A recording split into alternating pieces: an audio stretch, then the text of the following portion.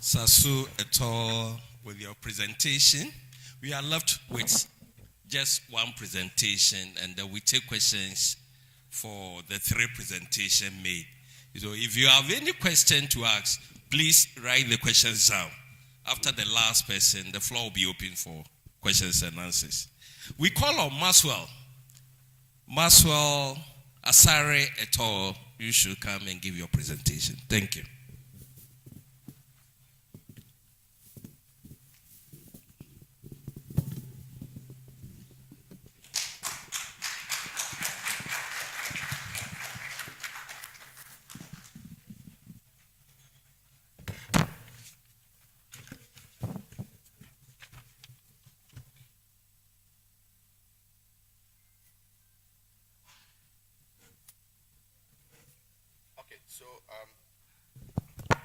Yes, my name is Maxwell Asare Boateng, and I am presenting on building a vibrant and resilient economy, the paradox of the 24-hour economy. And I'm not the only one who did this work. I did this work with Ali Yahya, Abraham Lincoln, and Abigail Ejenyaye.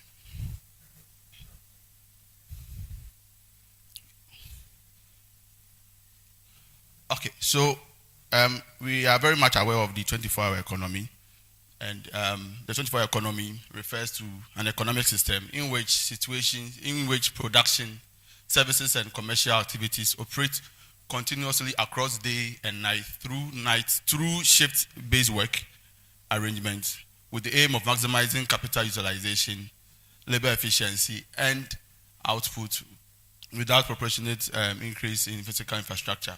Now, the whole concept of the 24-hour economy is not just new. It's something that has its roots in the Industrial Revolution, which happened somewhere in the 20th century in the Western world. And it happened in the sense that there was high demand for goods and services. And even with that, the World War II, we all know the devastating nature of war and what it causes to economies. So after the World War II, there was this idea that the Western economies would still have to run the 24-hour economy to ensure that they are able to produce goods and services to meet its demands that people wanted.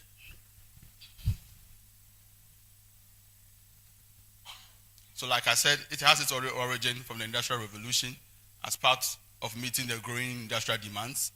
And also, it got also expanded more in the era of technology and urbanization, and even where energy systems were made proper. This model started from the West, like I said, in countries like Germany, like UK, and even in some of the Eastern countries, with Japan and China and South Korea also being parts of the 24-hour economy. Now, the 24-hour economy hinges on some key principles, and one of the principles is that it hinges on reliable energy supply. So before we can have the 24-hour economy, we have to have reliable energy supply. 1, 2, high capital intensity. 3, formal labor markets. 4, strong labor protections. Then the last one is the capable state institutions. So we need to have state institutions that will be capable to run this 24-hour economy.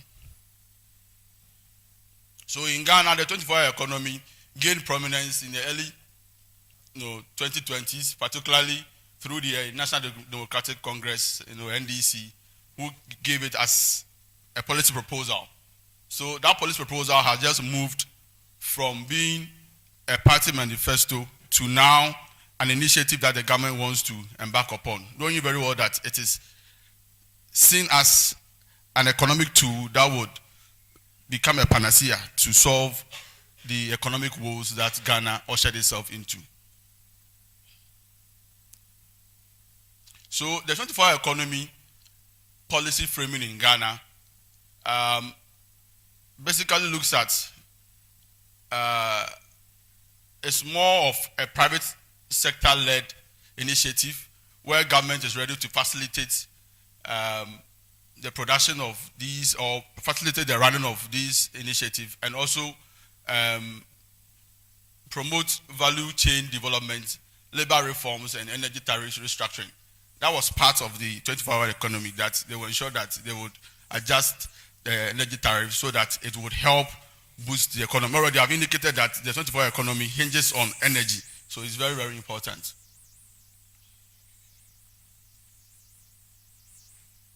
So as part of the whole research that we conducted, we were looking at, we have noticed that there's a rising interest in 24-hour economy, policy, ambition, and jobs and growth. However, literature says that there were structural constraints that, affect its feasibility concerns. And as part of the study, we decided to look at whether to assess Ghana's structural readiness for the 24-hour economy by examining the drivers of labor productivity, by empirically analyzing energy reliability, formal employment, and capital formation, and to also evaluate the policy coherence with Ghana's macroeconomic framework. Now, these are some of the theoretical underpinning of the study, which looks at structural transformation emphasis, which places emphasis on productivity, not hours being worked. Also talks about the nature of the informality of our Ghanaian economy. Most of our Ghanaian economy is largely informal. About 60% of Ghana's economy is largely informal. So how do we then deal with these informalities so that we are able to ensure that workers are protected? So as part of the literature review, it says that, in fact, when we read the literature, it's clear that almost 98% of our economy don't work at night. 98%. But when they did, after the elections and the surveys were conducted by the Ghana Statistical Service, they realized that about 47% of Ghanaians are willing to work at night, meaning that in terms of the labor force, there are people who are ready and available to work. And government has also committed 4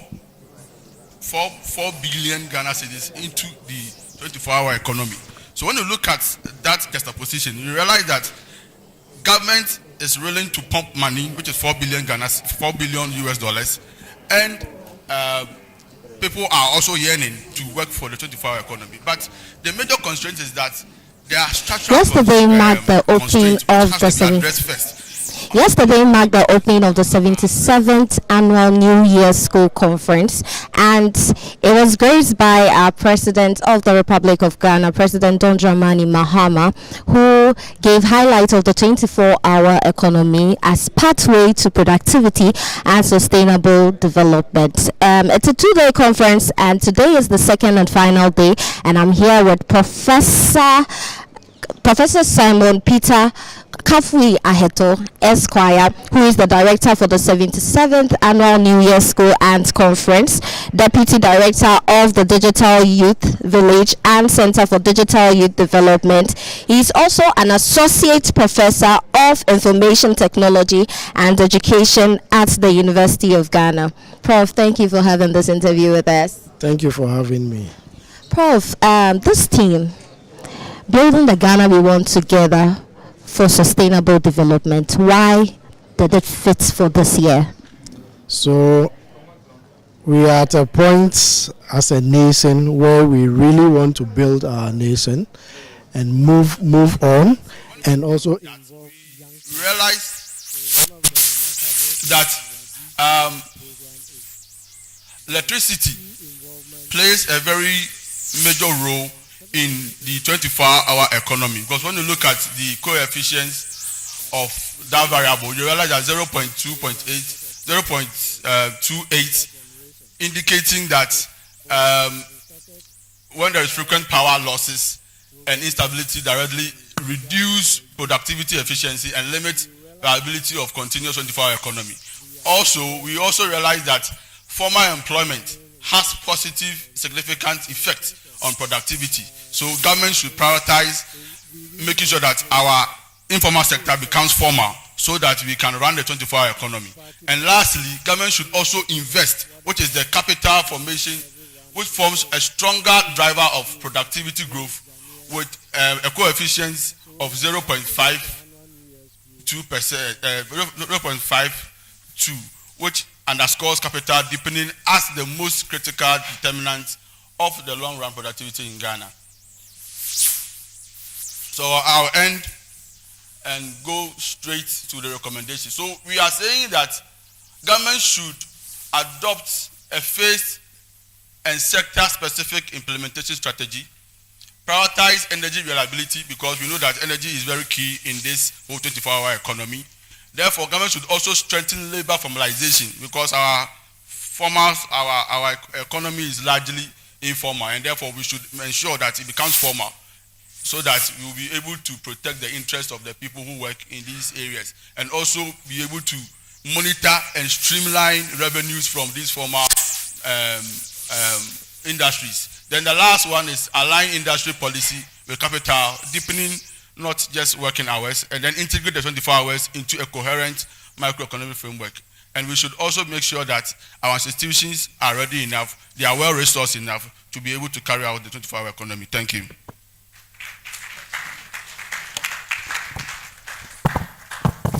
Thank you so much, Mr. Maswala Asare. So the floor is open. Based on the limited time at our disposal, I pray that we try and ask a question each for the 3 presentations made.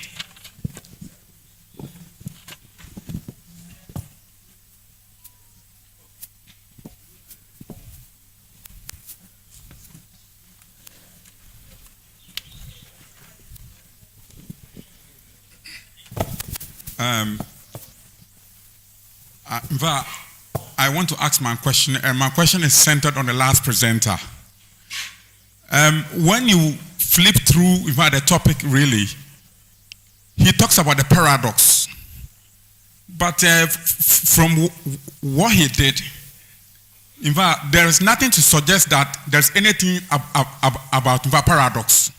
So I wish if you could probably explain further for me to understand the paradox nature of what he did. Yeah.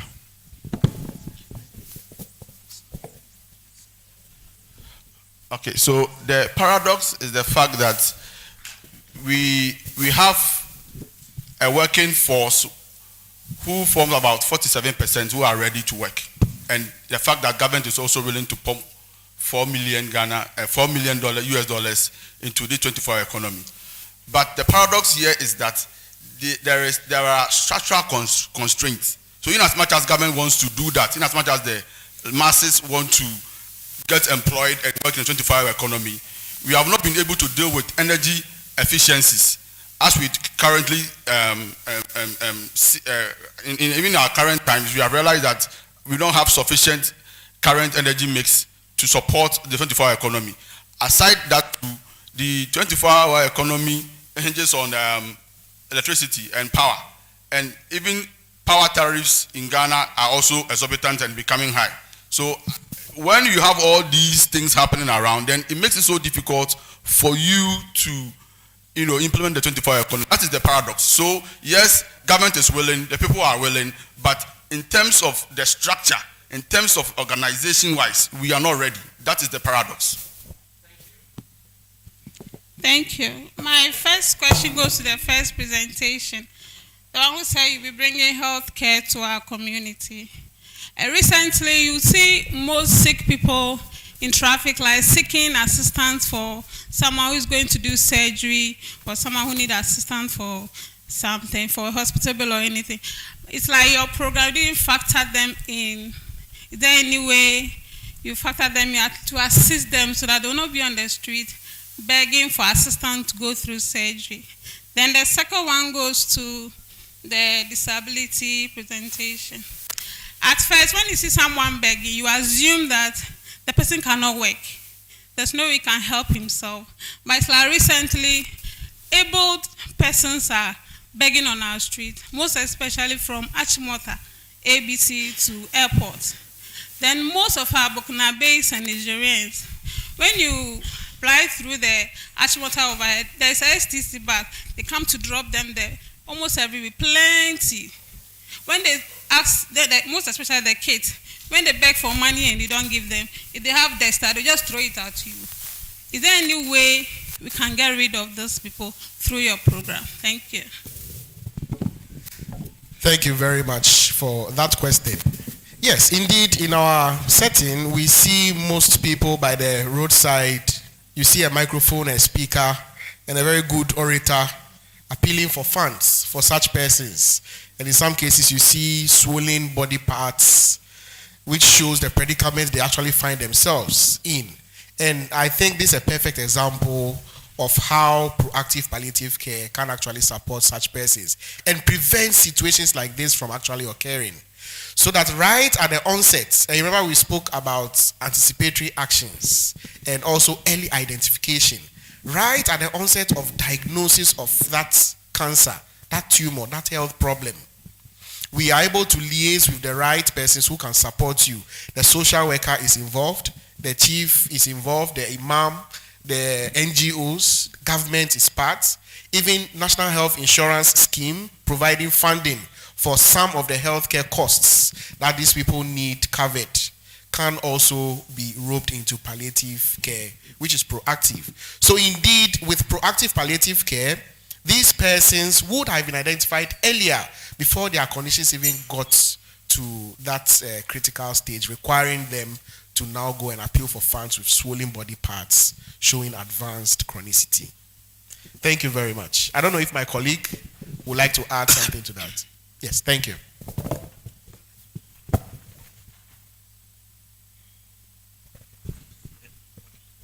Thank you for the question. And like you rightly pointed out, yes, able people are begging, and it is true. And that is why this research, we are looking at multiple factors that are causing this. And it is an ongoing study, but the preliminary findings from the data presented show some kind of intergenerational impact that is having. But I believe that definitely when we are done with the entire study, our policy recommendations will gear towards how to solve some of these issues that you've raised. Thank you. Okay, just to add a few, even though we are looking at how the intersectionality sometimes disadvantages people, sometimes too, intersectionality also gives them some empathy. So sometimes you look at a woman who is disabled and you empathize with the person to, give the person money. The person feels, oh, okay, then now I can use that trait or that disability or that gender something to, beg for money not to work. So our study is looking at how we can help them develop on their own, not to either use that or those traits as a disadvantage to themselves or an advantage to themselves, so that they become a liability to the community or the country as a whole. So with those kids, their parents are poor from where they are coming from. Some people feel they are kids, so let's just give them something. But then in our study, when we come up with the policy, I think one would be to, education is very key. So one is to be able to, pick all those kids out of the streets and make sure that they are educated so that they don't become a liability to the country. Thank you. Okay, my question goes to the second presenter on the 24-hour economy. 24-hour economy hinges on two very important factors. One got to do with the cost-benefit analysis of running a 24-hour economy. And the second one got to do with the demand. So I want to find out from the presenter, did your study actually consider these things? Because it's very important. I'm talking about the potential for demand of the products or services that will be provided during this period. If your study actually touch on that, that will be very important for us. Thank you.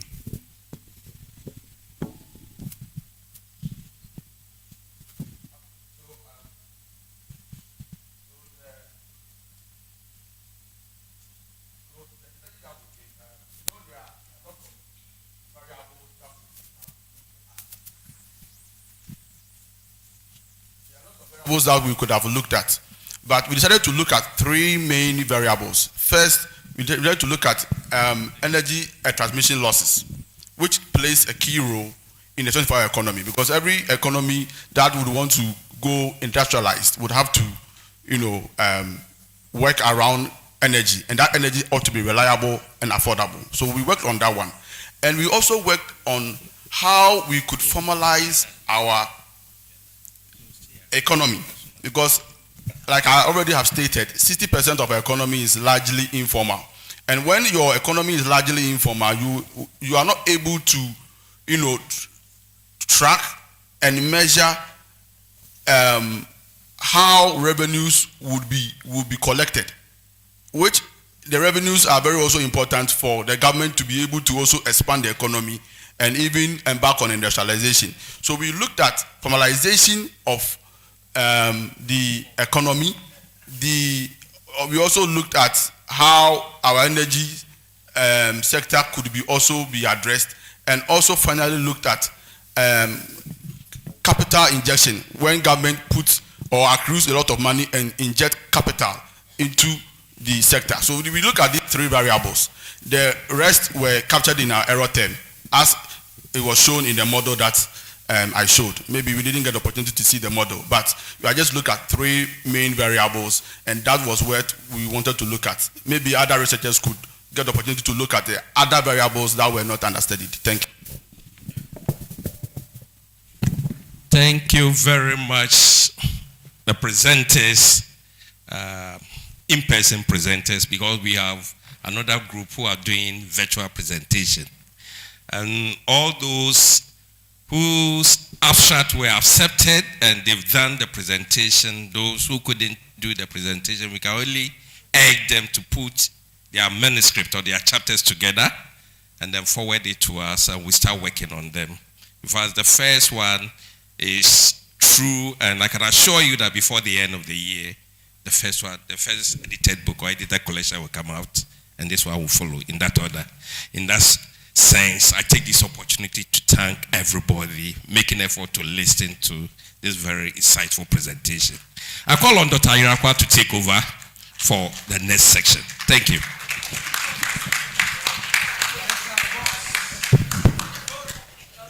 Thank you very much. I think the custom is that you take a group photograph, so please, you stand in front there and you want to have that well captured. I heard somebody say, onobium. And then me buy a pa. And collaborative workspaces, startup incubation centers supporting young innovators with mentorship and investment, an administrative and reception block. The Digital Youth Village is set to revolutionize. So do we have other people who presented? By creating an inclusive. Okay, this is a beautiful picture. Give us your best smile. The lady is taking over the shine. Welcome to the Digital Youth Village, Ghana's hub for digital innovation and entrepreneurship. Thank you. Thank you. Thank you very much. Please put your hands together for these wonderful gentlemen and lady, and thanks for your presentations. And can you see me? Are you sure? Okay, so it means that I'm not doing bad at all. Oh, you see me on the screen, please. So for those of you who didn't understand why I kept standing here, because I felt you could only see my head. So just so that I let you know that me too, I'm here, not just my head. I normally will stand by the side, so we are engaged. But at this point, I assure you, this is the last time you're going to see me here today. Yes, but one of the voices I love to hear, I'm here to introduce that voice. Yes, because it's a good voice to hear, but very insightful whenever you listen to him. He is going to moderate the session for us this afternoon, and I have the pleasure to introduce this, did I say young man? Yes, I think he's a young man. Yes, he's the host of the Super Morning Show on your favorite radio show program, Joy FM, and he's also the head of Joy Business at the Multimedia Group. As head of the Joy Business, I mentioned his name. He leads the team tasked with the production of business content for the brand and also builds strategic partnership to advance the development of the brand and the country. With interest in politics, accounting, finance, and I'll add accountability. Yeah, because I know him for that. And local economic development, he engages his interviewees from a point of knowledge and that discusses issues with them instead of questioning them. He has an MA in International Journalism from Cardiff University and an MBA in Accounting and Finance from the University of Professional Studies, Accra. Ladies and gentlemen, please help me welcome the moderator for the next session, Mr. Winston Amwa. Oh, Opefanso. For those of you who like the other one, he is a big producer of Menka. He's a farmer and he specializes in pig production. Free marketing. Please, New Year's School, don't bill him. Thank you very much, Doc. I would prefer to stand here. I didn't know that I was going to be billed because he talked about me being a pig farmer. But in case that's any bill I have to settle, I say, forgive me. But thank you very much, Doc. And my task here is very simple. Time with the minister. And so you know that over the period, many of you have talked about how this year seems to be, last year actually. Sometimes we forget we are in 2026, but we'll take it like that. Last year seems to be a very good year for our country, Ghana. We've talked about the macroeconomic stability. You've asked questions, many of you have said, how come inflation is going down and yet the prices are still going up? Some have questioned your regular kinky seller and said, well, you would expect that if, say, corn or maize that used to sell at 1,200 now sells at 600, or for those of us who are pig farmers that used to sell around 550, now selling at 295, there should be a reduction. So why is there no reduction? Well, I'm sure you need answers to all of these questions. And also you would need answers to debt sustainability, because now, while we're doing well, many of you have also seen in the past that we've talked about how we've done well only to return to the very problems and the same things that we're talking about. You know, just recently, the Joy research team had indicated that by the little depreciation of the Ghana cedi in the last quarter of the year, it actually added some 70 billion Ghana cedis to the public debt. Based on all of these things, it will be important to engage the finance ministry, find out what it is that they're doing, because I know there are many of you, in fact, all of us would wish to live in a country that we can look back and say we're doing well. I have consistently maintained that. Why not? Even though we are an oil-producing country, if the price of crude oil goes down on the world market, I'm a happy person because it means I get to pay little for fuel. So to help me do the discussion this afternoon is a professional with a strong background in economics development and banking and finance. His career spans many years in economic and policy analysis, sovereign debt, deal origination, corporate and investment banking, investment appraisal, structured finance and risk management. Currently, he serves as a technical advisor at the Ministry of Finance, overseeing the financial sector division, as well as the external resource mobilization and economic relations division. Prior to this, he served as an economist for the UK government, working for the Foreign, Commonwealth and Development Office. During his time in the UK civil service, he served as the lead economist for the finance sector deepening and the Ghana revenue programs, and also led preparatory works for the establishment of Ghana's first SME listed fund in collaboration with FSD Africa. He led the project completion review of the UK government's £633 million donation to the African Development Fund's 15th replenishment and provided recommendations for the 16th.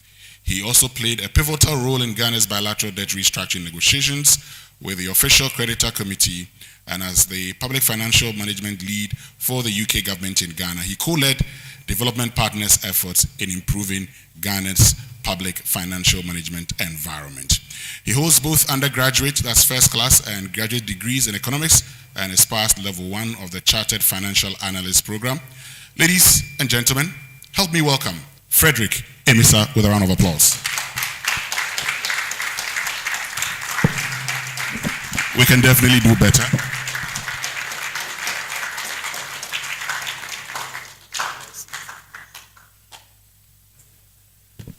Frederick, please feel free and have a seat. Hold this microphone. I would sit with you shortly. I'd prefer to start from here and then I'll join you. But so let's do it this way, okay? Let's have a very great conversation because you're coming from the Ministry of Finance. And so before we get into any conversation, this is 2026. What's the message from the Ministry of Finance before I start my questions? The message is simple. I mean, we all saw what happened or what policies which were rolled out in 2025 from the Ministry of Finance. The message is that it's going to continue. What we are seeing is not a flick, it's not a nine-day wonder. We are going to see the sustainability sustained. We are going to see inflation still hovering at single digits. We are going to see the CD performing very well, and we are going to see growth and jobs. Great. I mean, I like the bit about growth, I like the bit about jobs, because Professor Bokping, who's here at the University of Ghana, has consistently complained that the kind of growth we've experienced is not the growth that has led to the creation of a lot of jobs. The Ghana Statistical Service would indicate that you are still a youth unemployment, an unemployment rate of about 1.3 million. But let's do it this way, because you talk about, you know, the appreciation of the Ghana city, something that you want to ensure is sustained. Let's start from there. Because as we speak, when I check this... Listen, if you could give me a minute. Please do. Do I have your permission to comment on the previous presentation? Just a minute. Okay, since you say it's a minute, yeah, I'll be timing you. I heard about the paradox of the 24-hour economy. I just want to make a slight intervention.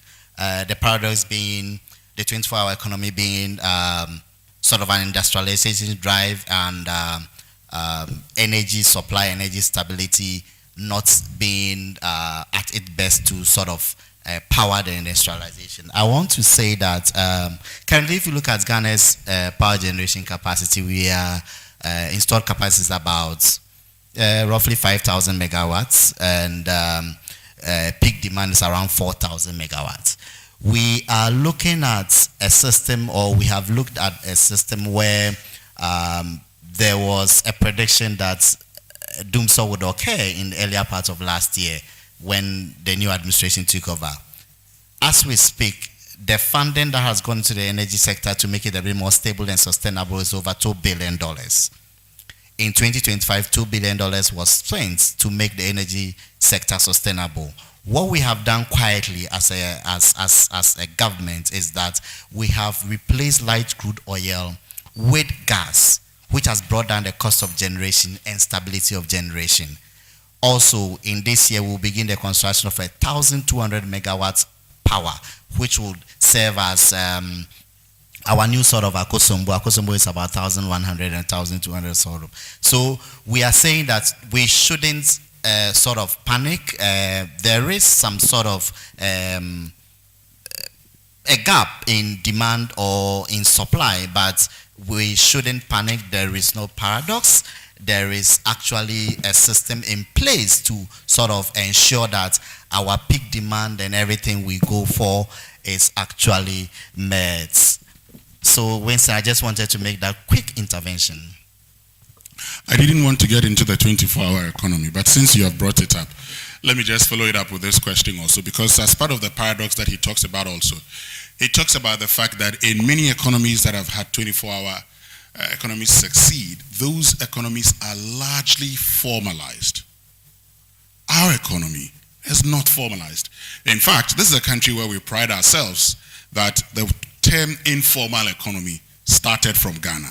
So how do you succeed in an economy that is largely informal with a program that succeeds in a formal economy? Listen, I think it's about time we actually look at the definition of formal and informal.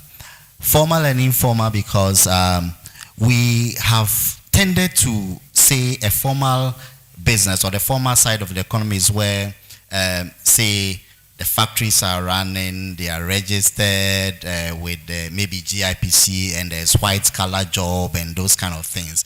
I believe that most of our mothers and aunties and uncles who are in Abosoka and Makola and all those things, we've classified them so long as informal. But I would challenge us to really look at the definition of formal and informal, because if these are registered and they pay taxes, they file their returns, the assemblies go there to take taxes from them, SNET registers them and all those things, which qualifies them in some way as maybe it's formal or semi-formal. But I would like us to first of all challenge the definition of formal, but that's question for another day. Now to your question. I was hoping that once you're challenging the definition of formal and informal, you challenge it by providing what you believe should constitute formal and informal, so that we pick it up from there. I give some pointers that should interest all of us to interrogate further what really a formal economy is and what the informal economy is. Anyway, get to my question briefly so that I get to what we are here to do. Yeah. So for the 24-hour economy, we look at the focus. The focus is industrialization. And industrialization being that it enhances the traditional definition of formalization that you and I know about. And when we say 24-hour economy, we are not talking about an economy which is where the nightclubs run and all those things. We're talking about an economy which doesn't sleep, where production goes all day round, all year round. And I mean, we don't want to go into the literature of Sure. the Volta Economic Corridor and all the things, interesting things Honorable Gusida is doing. So it will contribute to the formalization of the economy and entrench it. Great. So let's talk about FX stability, and how government will sustain the city. Because now a lot of the people here would agree with me that part of the stability we're enjoying, even when it comes to prices, is the stability of the Ghana city. So what is of concern to them is the sustainability of this appreciation or stability that we're enjoying. How does government intend to ensure that the current stability that we're enjoying becomes sustainable? Listen, I was hoping you could pour some accolades on what the government has done, and then it's not too late. No problem. Go ahead. Let's go ahead. Okay. So, first of all, legitimate concern, sustainability. We as a country haven't gotten used to the fact that our currency can actually appreciate against the major trading currencies.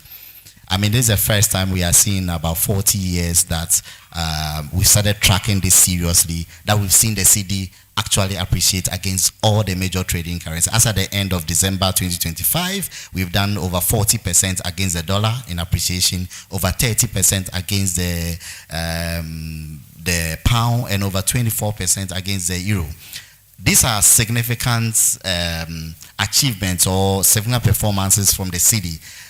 The question we ask is, how did this come about, and are the causes of the appreciation sustainable? So we talk about the fiscal discipline that was initiated at the beginning of the year, where we ensure that expenditures are actually focused. We also saw the close coordination between the monetary and fiscal policy, which ensure that there's no discordance between the fiscal and monetary policy. But the most importantly, we also saw the foreign generation capacity of the economy improve significantly.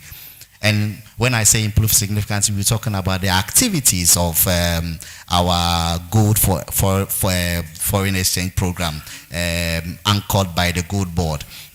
I mean, the reason I would dwell much on this is because these are permanent structures which have come to stay and which are going to ensure that we sustain the gains. over the years, I mean, if you look at our records, we have bled profusely, hemorrhage profusely at the artisanal and small-scale mining sector. The production goes on, the sales are made, but they are done in such a way, I don't want to use any word, but they are done in such a way that the economy does not benefit. What Gold Board has done, or what the intervention of the Gold Board has done, is not to create any new mine, it's not to create any new thing. It's to say that we are just blocking the leakages, the smuggling of the gold, the leakages, the illicit flows, and all those things. So that is what has been done. So the production of gold, which had always gone on over the past 20, 30 years, we had always gone on, but which hasn't benefited the country, the intervention of the Gold Board has ensured that these benefits are now accruing to the country. So these are not quick fixes, these are permanent structures which are going to ensure that the sustainability of the forest generation capacity of the economy is improved and sustained, and also to ensure that the currency is adequately anchored to the forex accumulation. You know, you talk about the fact that you mentioned the fact that we have favorable commodity prices also. And so, for instance, in 2024, at the time you're looking at an ounce of gold, today we're selling gold at about $4,400. In 2024, for instance, that's around $1,800, $2,000, around $2,000. So the price itself, the fact that today you have an increase in price helps. Cocoa, for instance, by 2024, because we had engaged in future trading, even when it had reached some $7,000, $10,000, we didn't benefit. But subsequent arrangements ensured that we factored that. And so if you look at the numbers, for instance, by 2025, the amount of money that we got from the sale of cocoa far exceeded what we got in 2024. The question is, today the commodity market is favorable. What if there are shocks? What happens to the market intermediation that we experience today? Part of which has led to a sustained Ghana cedi and an appreciating Ghana cedi. What are the plans that government has?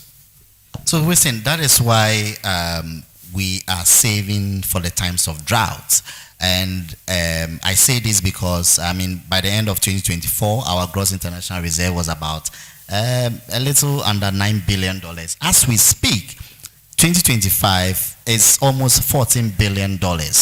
So, yes, intervention, FX intermediation has happened, but it hasn't happened at the cost of our reserves. And the reason why these reserves are being aggressively accumulated is because we understand the fact that this may not last forever. So we have to save for the times that these commodity prices are will come down or may come down. It may never come, but it may. So that is why we are saving, to ensure that when these things happen, we will still have the firepower to defend the city. Great. As for, well, it may not, but the conversation also, and I'll use this to get into a conversation about inflation, because what we have seen over the period, in fact, at the time when inflation rose to over 54%, about 54%, the challenge was that kind of inflation was imported. And at the time you talk about the fact that, many of this is imported inflation because of our dependent on imported goods. We have talked about the structural problems. Here we are today, we have an opportunity to, if I could, for lack of a better word, we have a field day to actually correct the mistakes. The question is, what are we doing to deal with these things? Because here we are today, commodity prices are good, but if they become bad, and in a country that enjoys so much importation, the demand for FX then becomes very huge. What have we done to ensure that post this, if it ever becomes bad, we can say, we can look within, and the current president, even in his inaugural speech, talked about a focus on import substitution as a way of enhancing the country's development. Where are we on that? Listen, you would agree with me that one policy of ours, which a lot of people say they haven't seen any action on, is what we spoke about initially, the 24-hour economy policy. It is mainly an import substitution policy to ensure that we sort of take advantage of the good wins we're experiencing now and ensure that our local productive capacity is improved. 2025, we're going to see a lot of action from the 24-hour economy secretariat. It's going to be elevated into an authority to give it a bit more power and a biting prowess. We expect that action and real results would come in 2026. And to say that, some of these things have been discussed over the past 30 years. Every day we talk about the importance of import substitution. And when we were all reading economics many years ago on the University of Ghana, these are the things we spoke about. And as it were, why have we not done it? Why is it so difficult to do?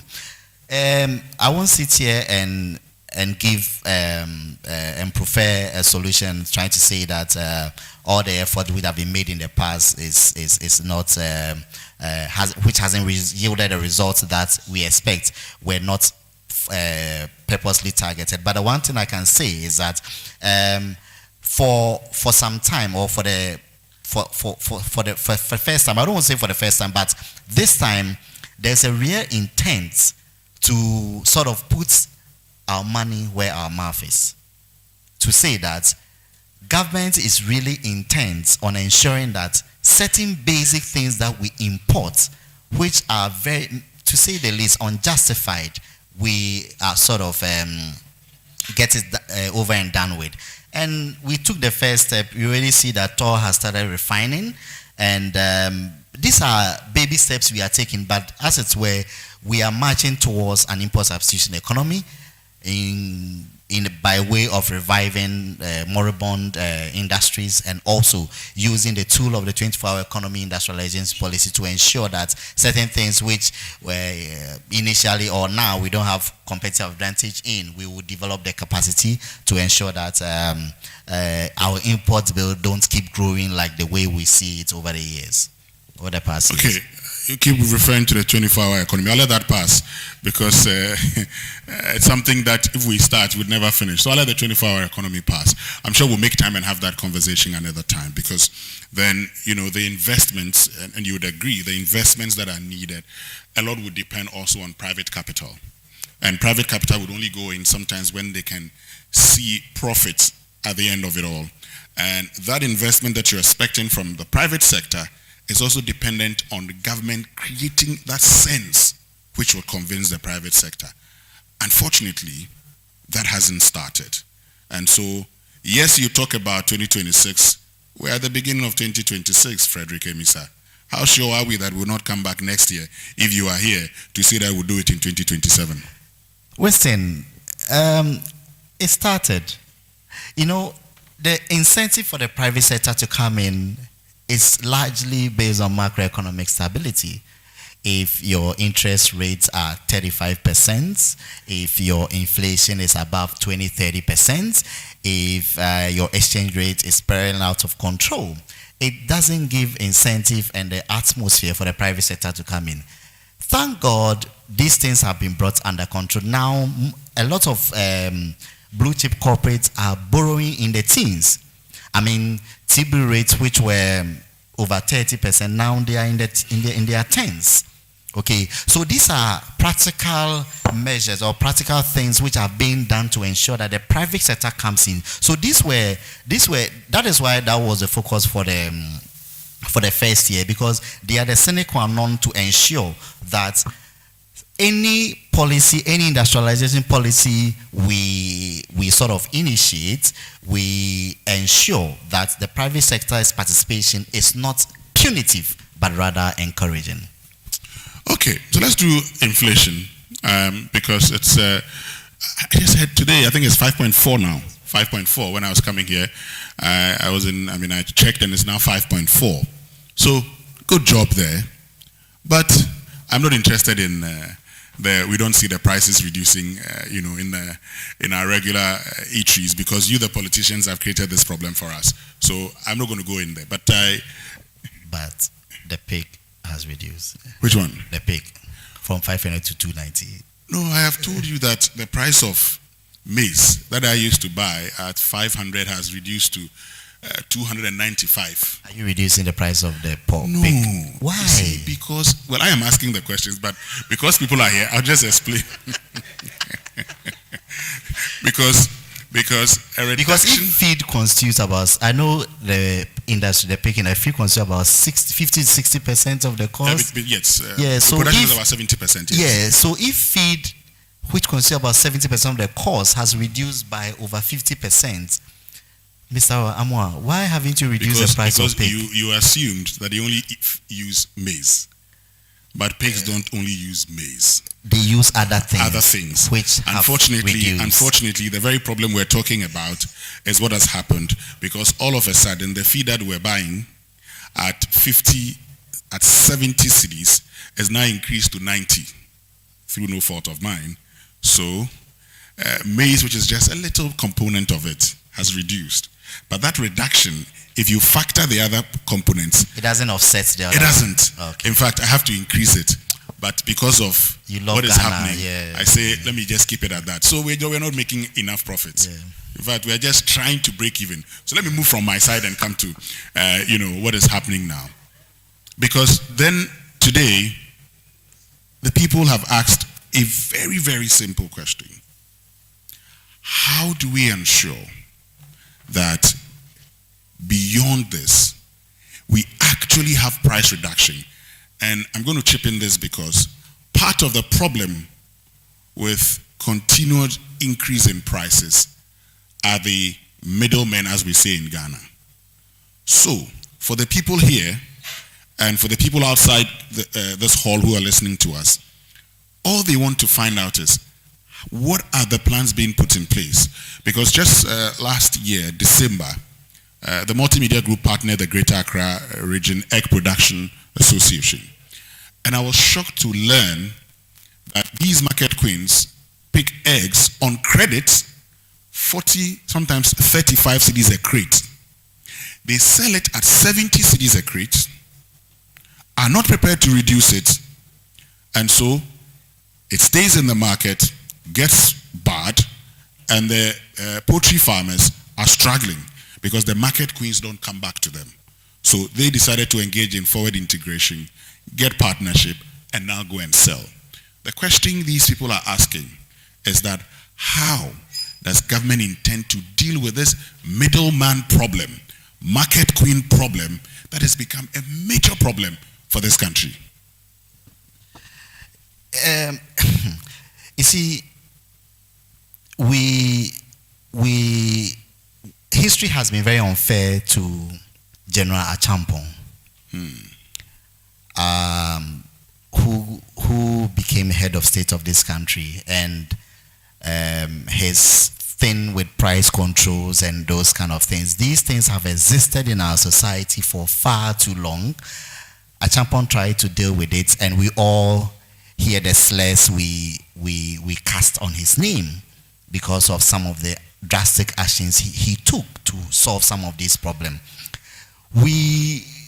Government doesn't intend to go back to price controls, and it's not sustainable anywhere these sort of command economy-like of policies have been introduced. We see that they don't succeed. Do we then tend to moral suasion? Maybe. Do we then empower somebody, quasi-government, to sort of go to these sort of farm gates to bring produce, like those times we had, is it a GNTC and those kind of corporations?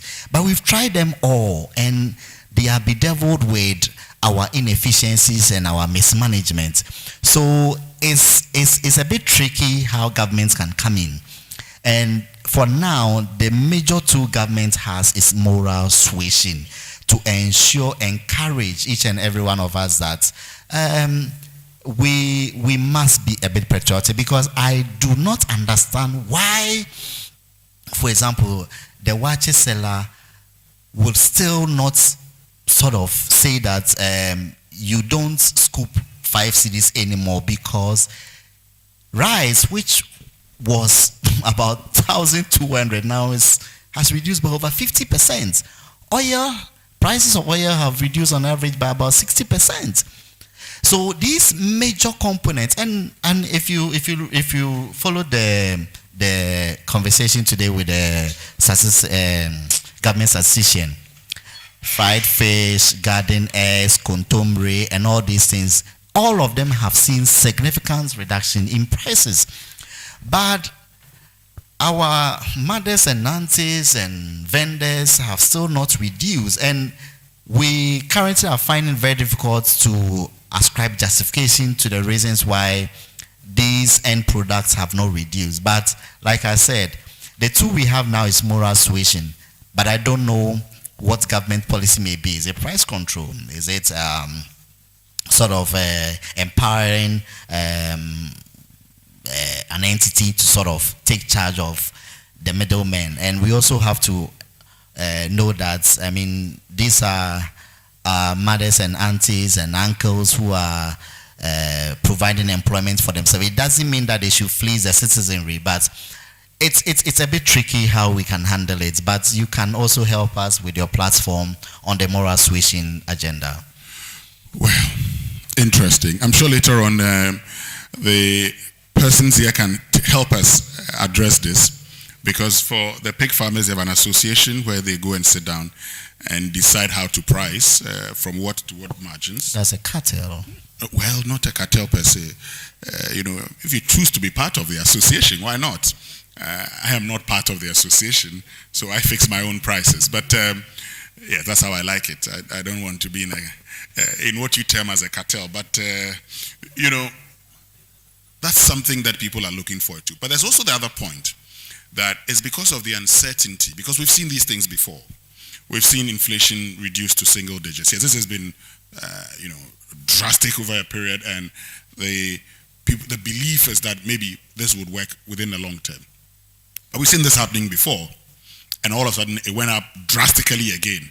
So what's the proof today that if I reduce, it's going to go down further, and then there'll be a justification for it? So maybe as part of the efforts, you should ensure sustained stability over a period, and then people can do that. Let's get into for 12 months, for 12 consecutive months. Yes, we've seen that before. What do we have to see again? Well, we'd ask them at the right time. But let's do it this way. Despite all the things we're talking about, we're talking about inflation, we're talking about lending rates, but people are still asking, where are the jobs? Where are the jobs? They say, we want jobs. You've been talking about a 24-hour economy. I mean, before the NDC got into government, the young one said that if the professors don't understand what is 24-hour economy, is 1-3-3. See, the same job, 3 shifts, 3 persons, which means 2 more people will be employed. Where are the jobs? Listen, thank you very much for this, and I would refer you to our budgets, our 2026 budget, which was read in November 2025. The theme of the budget was resetting for growth, jobs, and economic transformation. Jobs had a special place in the budget, and everything we are going to do or we are doing in 2026 is jobs. And when we did a bit of calculation, a bit of back of the envelope calculation, on the activities of the budget, and this is not government sector employment, this is activities of the budget, the policies being rolled out by the 2026 budget, we're going to create northwards of about 800,000 jobs. Now, you may say 800,000 jobs is a drop in the ocean. I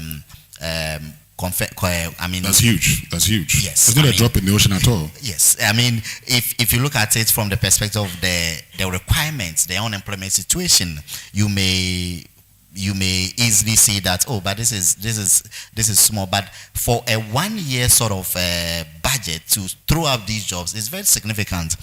Now, that aside, we are not even estimating or including the jobs which will be created by the private sector due to the expansion in the economy.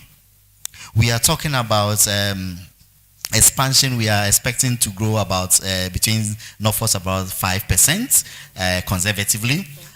You will say that, oh, there are jobless growth. I mean, you made reference to it, but we talk about jobless growth because hitherto we have not really segregated the sort of economic growth that we experience. We have lumped the oil and the non-real sectors of the GDP into one. But we are looking at a key concentration this year is going to go into the non-oil sector, where we expect the non-oil sector to also grow enough for about 6%. These are the sectors that would how do you call it, generate the jobs.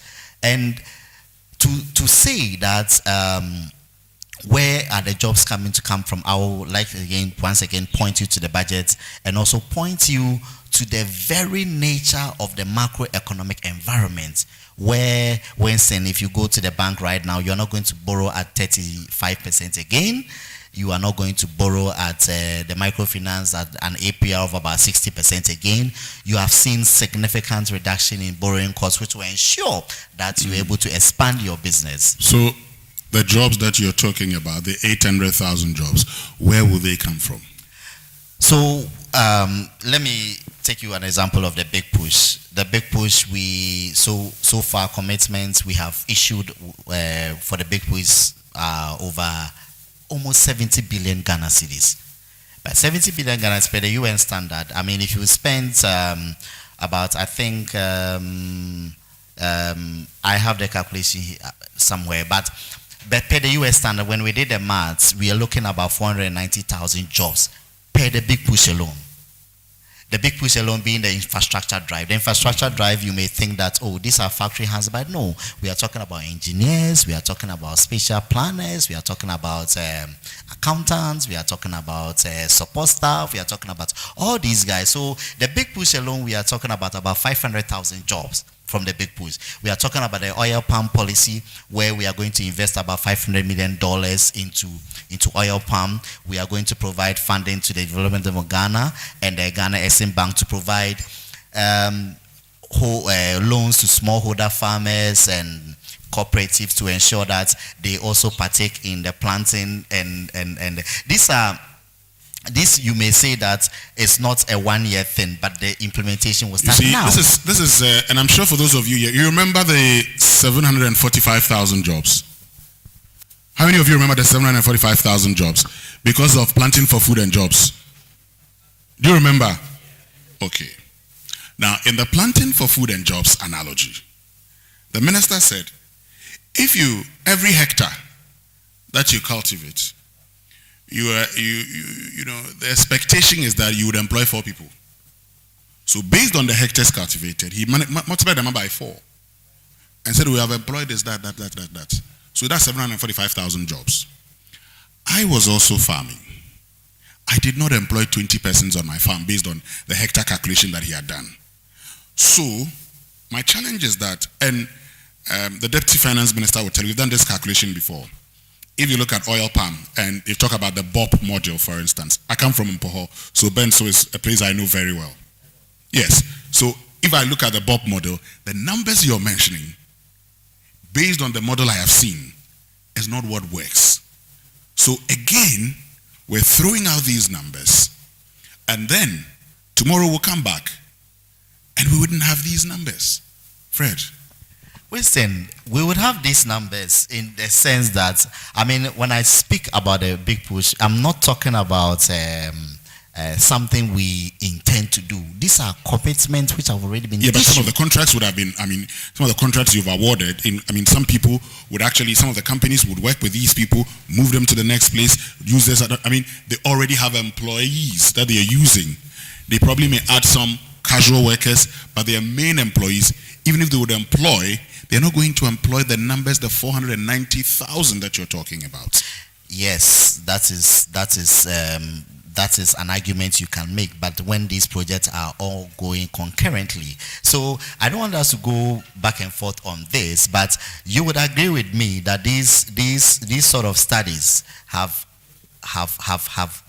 been done by international organizations and who provide us with statistics from all these for everything that we do. So it's not out of place to use them. Okay. Well, very soon I'll open the floor for questions. I don't want to talk too much. I don't want to be the one asking all the questions. I know many of you have questions. So let me do it this way. I'll ask 3 quick questions maybe, and then I'll open the floor for questions. Because I know there are many of you who are interested in domestic debt exchange. What actually happened? When 22, you suffered a haircut. Not my kind of haircut, but your finances. Was there hair on your head? Come again? I was just wondering whether you had hair to cut. Well, I still do. Not my kind of haircut, but the fact that for many of you, even when you had been promised that you're not going to have a haircut on your principles, you actually experienced that haircut. How is government ensuring debt sustainability? Yes, Winston, we have made it a crime for our debts to be unsustainable. We have amended the PFM Act to ensure that, when we are amending, we say that we should bring our debt to GDP to 45% by 2028. As we speak, our debt to GDP is around 45%. So we have achieved it 3 years ahead of time. Now, we have made it illegal for our debt to go beyond this level. So what it is that we have enshrined it in law to show our commitment to its sustainability. We have also enshrined it in law, a fiscal rule, which ensures that government maintains a primary surplus of 1.5% from now to 2034. And primary surplus is a proxy for debt accumulation. So if you are maintaining surpluses for over 10 years or for about 10 years, you would agree with me that over the period you expect the debts in absolute terms and with the growth in GDP over the years that come, you expect the debt to GDP to fall. And I must say that the cedi appreciation has also been a boon for us. We have saved over 110 billion Ghana cedis in absolute terms from our debt because of translation advantages, converting from dollar to cedi because of appreciation of cedi. So it is important that we emphasize that these measures are going to be sustained, i.e. debt accumulation and debt sustainability, trying to be fiscally disciplined, and all these things are going to be ensured we are going to sustain them to ensure that we do not, we do not we do not drop the ball, as so to say, with regards to our macroeconomic stability. Great. How about the funds? While you're talking about debt sustainability, while you're talking about the primary surplus and all of that, it's also important you raise revenue. If you don't generate revenue, then you have to resort to borrowing. And you've already slashed, you've removed the COVID-19 levy, you've rationalized VAT in a way that the old 0.9%, 1.9% is no longer there. Then input also comes in, so which means that it can make a lot more claims. Now, how does government intend to generate enough revenue to actually deal with its commitments? Yes, the economists here would tell you that there's a concept or there's a curve. I don't know whether it exists, but let's assume it exists. We call it the Laffer curve, where we measure the elasticity of VAT rates regards to revenue generation, or tax rates regards to revenue generation. When we did a bit of research, we realized that Ghana has actually crossed that. The rates were so high, and it was a disincentive it wasn't encouraging compliance So what we have done is using these administrative measures to ensure that, first of all, we ensure compliance. We ensure compliance in the sense that we are going to introduce the fiscal electronic devices to ensure that collection of indirect taxes and these indirect taxes are enhanced. We are also going to ensure that compliance measures such as making it punitive for people to evade these taxes is also, we also enhance that. At the ports, we have employed, so to say, is already being tested. We have employed artificial intelligence to ensure that the old age problem of under invoicing and the declaration of values is I wouldn't want to say solved, but we go a long way to sort of stem it in the bud. So we are trying to ensure that the rate is reduced to encourage compliance and also to put in place administrative measures to ensure that if evasion and non-compliance will be punitive and will be costly. Let's talk about fiscal consolidation and social protection. How does government intend to strike a balance? You could see that, Winston, I want to ask you a series of questions. Yeah, go ahead. Even though I don't answer questions, go ahead. Have you heard that schools are complaining that they don't have food again, the secondary schools? No. Have you seen any of our old pensioners picketing at the finance ministry that they don't have their money? Let's ask them. Okay, let's move on to the next question. You also have you? Let me go straight to the point. I don't want to hear. When we stepped in, we knew that we were going to go into aggressive fiscal consolidation, but we ensured that social protection is at the very peak. What we did, something happened last year, which a lot of people didn't notice. First of all, we didn't notice that our development partners are saying that we've not paid for vaccines. Our portion of the vaccine we have not paid. And we also didn't have any challenge when the USAID withdrew their support from us in the health sector. What we did was that we ensured that funds which were going into the GET Fund and the NHIF and all those things were uncapped. We gave their full monies to them and told them that they should prioritize payments to these areas. We also ensured that LEAP payments are prompt and were indexed to inflation. As we speak, in 2026 alone, we have budgeted to spend over 1 billion Ghana cedis on LEAP.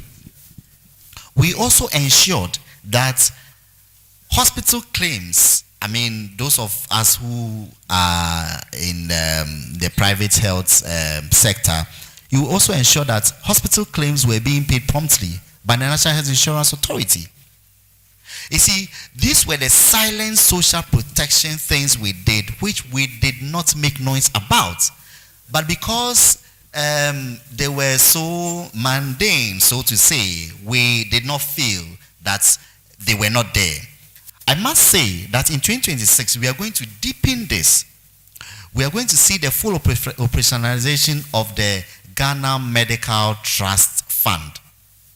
That is aka Mahama Cares. The previous panel spoke about, spoke about the people begging on the street for medical emergencies and all those things. This year alone, over 2.3 billion have been earmarked for Mahama Cares to ensure that people who are suffering from chronic diseases like cancers, hypertension, diabetes, and all those things, who are not in a position to fund their health care, will be able to get the needed supports from Mahama Cares. So social protection has been core on the agenda.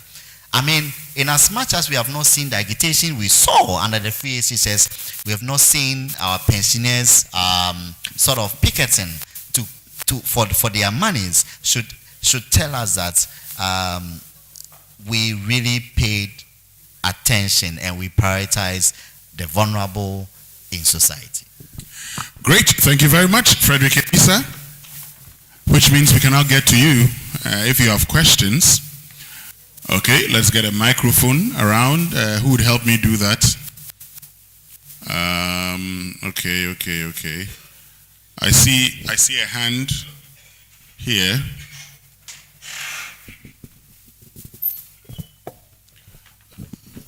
Okay, let's see. 1, 2, 3. Okay, let's do this this area first.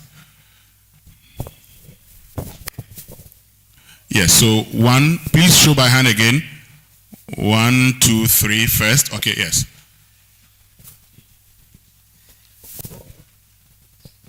Thank you very much, Cecil. My name is Candid, and I'm from Okre District Assembly. In fact, Cecil, I want to thank you for the question that you asked on the gain on all the economic indicators, and especially a reduction in inflation and it not reflecting in our living standards. But from where I sit, I am seeing hopelessness in the response that was given.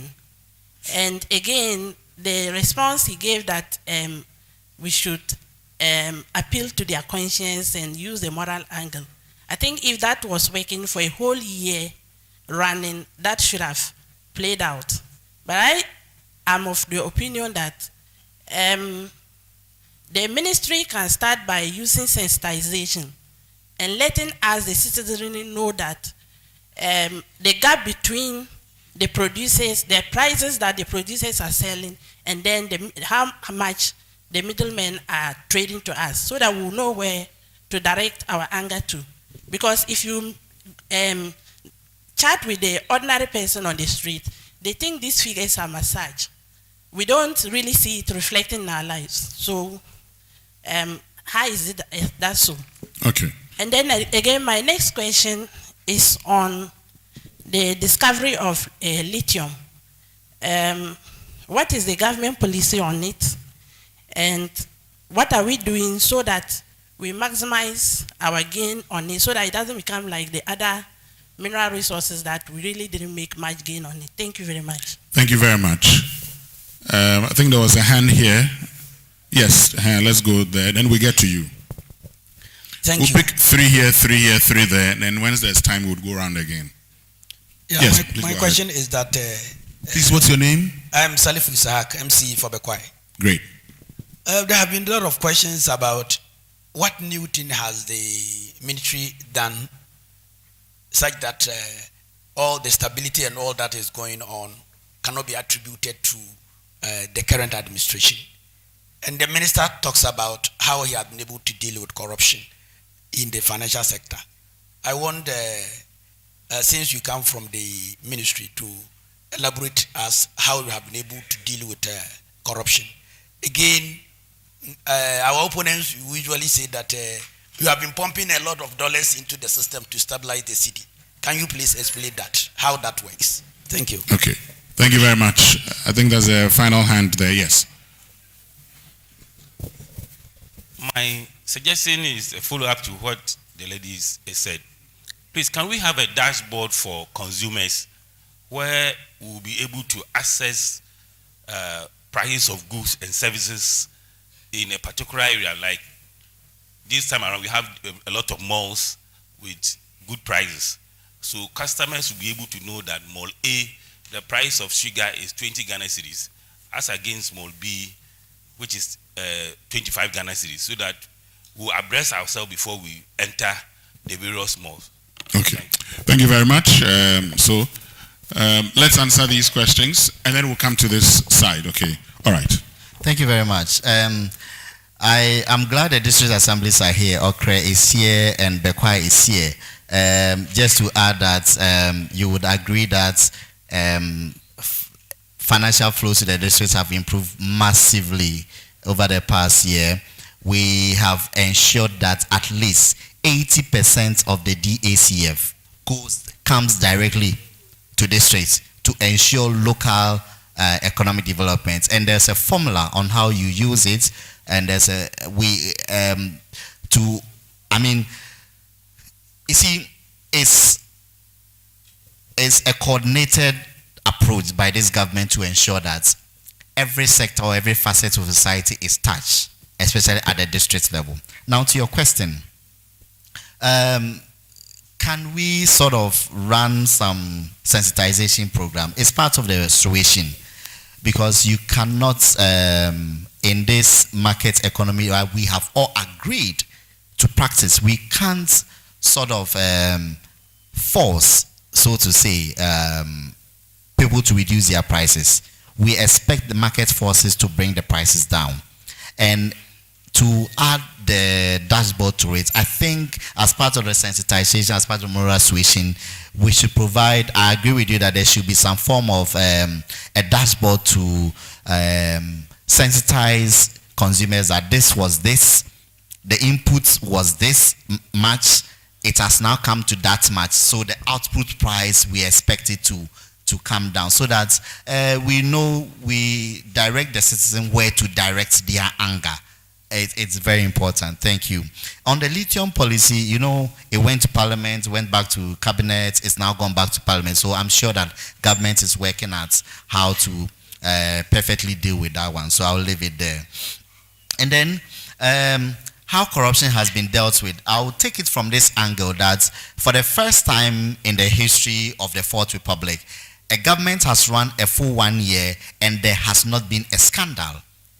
Have you noticed that the whole of the 1 year, there hasn't been any scandal? There hasn't been any scandal because the contracts and the things that usually bring scandals, we have put measures in place to ensure that nobody abuses them.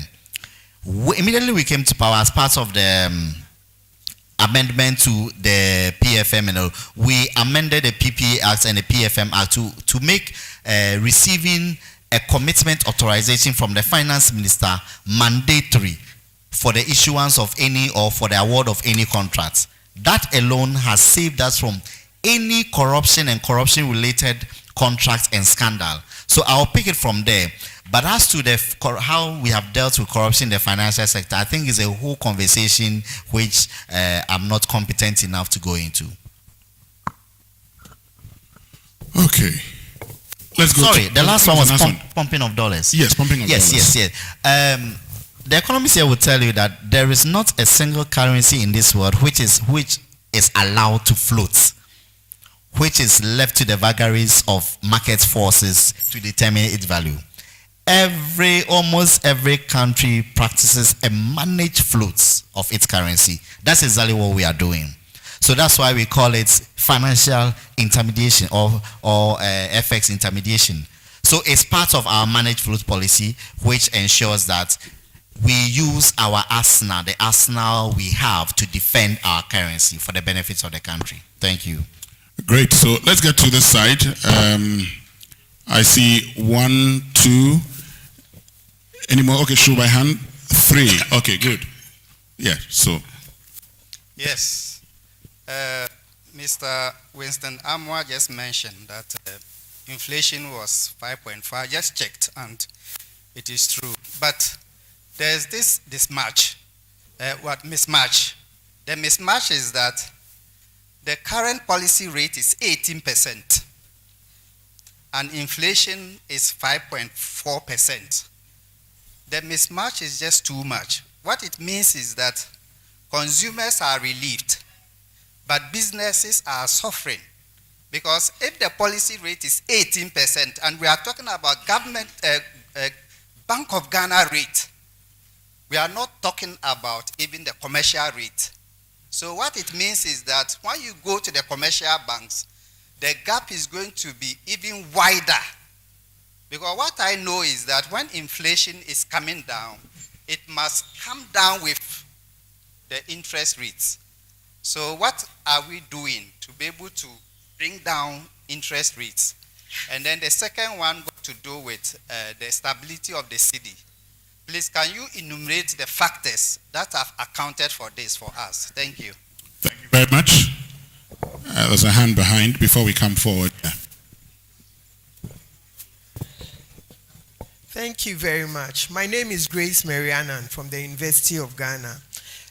When the speaker mentioned pensioners not picketing for their funds or their pensions, it triggered a question for me. There's this group of people in this country who have invested with non-banking financial institutions duly registered with the central bank.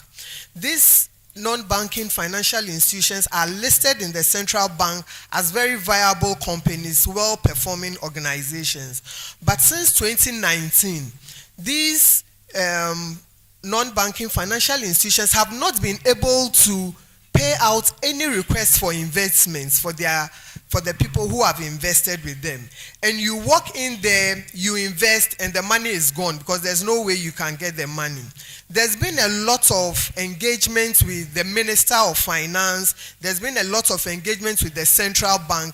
And I know presently there's a letter of appeal before the President and the Minister of Finance. I just want to know what government is planning to do for these people, because it's like they are voiceless, because the banks they have saved with are listed as well-performing banks. So it looks like they don't have a problem. But if you've invested, and since 2019, you can't take anything out of your investments, and you can still walk to that bank and invest there and lose out on it because you didn't know they had a problem, I think it's a big problem for the citizenry of this country. Okay, there's a hand up here. Yes.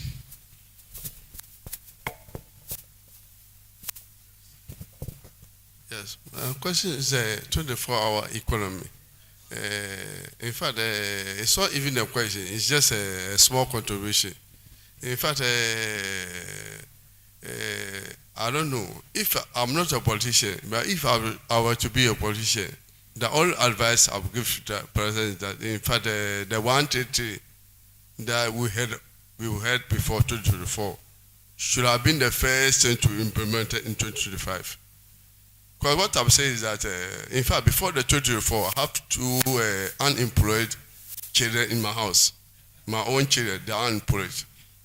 In fact, before the 2024 elections, in fact, they were running out in my house 133, and they were even having a special song for 133.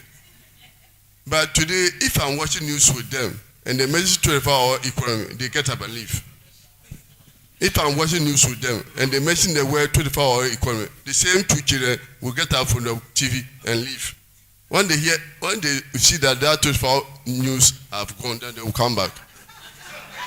So they want to hear 24 hours again, but they were having a very good song for 133. I don't know, I can't remember the song, but it was a very nice song.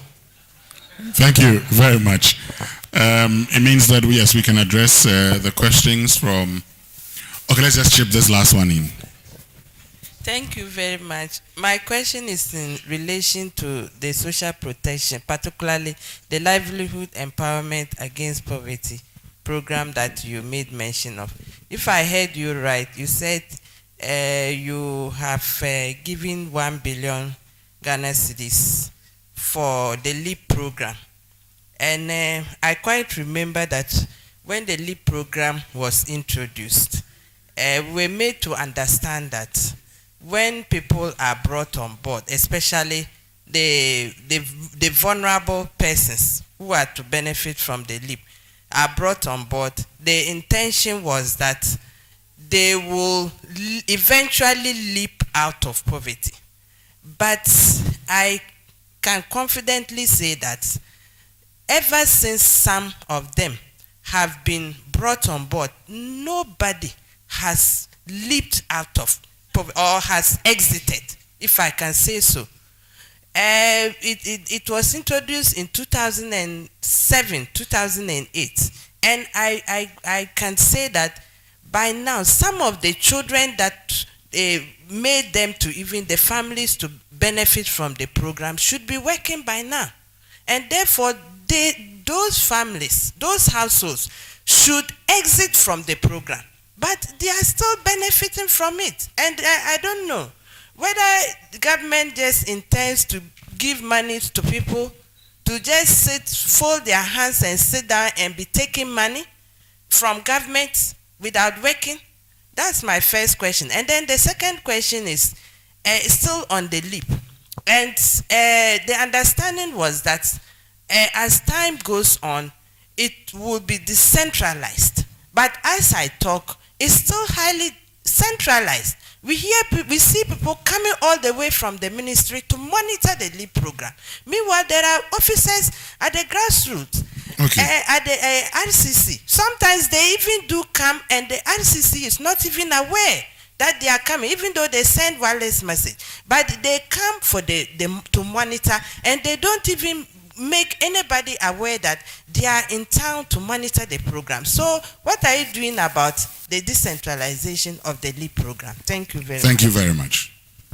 Yes, Frederick. I'll start with the LEAP. Unfortunately for me, I don't have the information to answer them. The Ministry of Gender is better placed to. We'll forward these concerns to the Ministry of Gender. And the first point on the LEAP of people leaping out of poverty is very poignant. That the program, it means that the program has not been followed through. So we have to look at the result framework of the program again and ensure that we implement it to the latter. Thank you very much on that. On the locked up funds, I know government is a paper is currently in front of government to see what can be done about these locked up funds from non-bank financial institutions. So I think in due course government will make a policy, but it's a tough one. It's a tough one because should we use monies we use to build hospitals and fund our schools and all those things to pay for somebody's criminal activity? But Frederick, on that bit, for instance, now we saved depositors in the financial sector cleanup, and I've been following up on this issue for a very long time. In fact, in some of the instances, certain people only had a problem because of the domestic debt exchange program.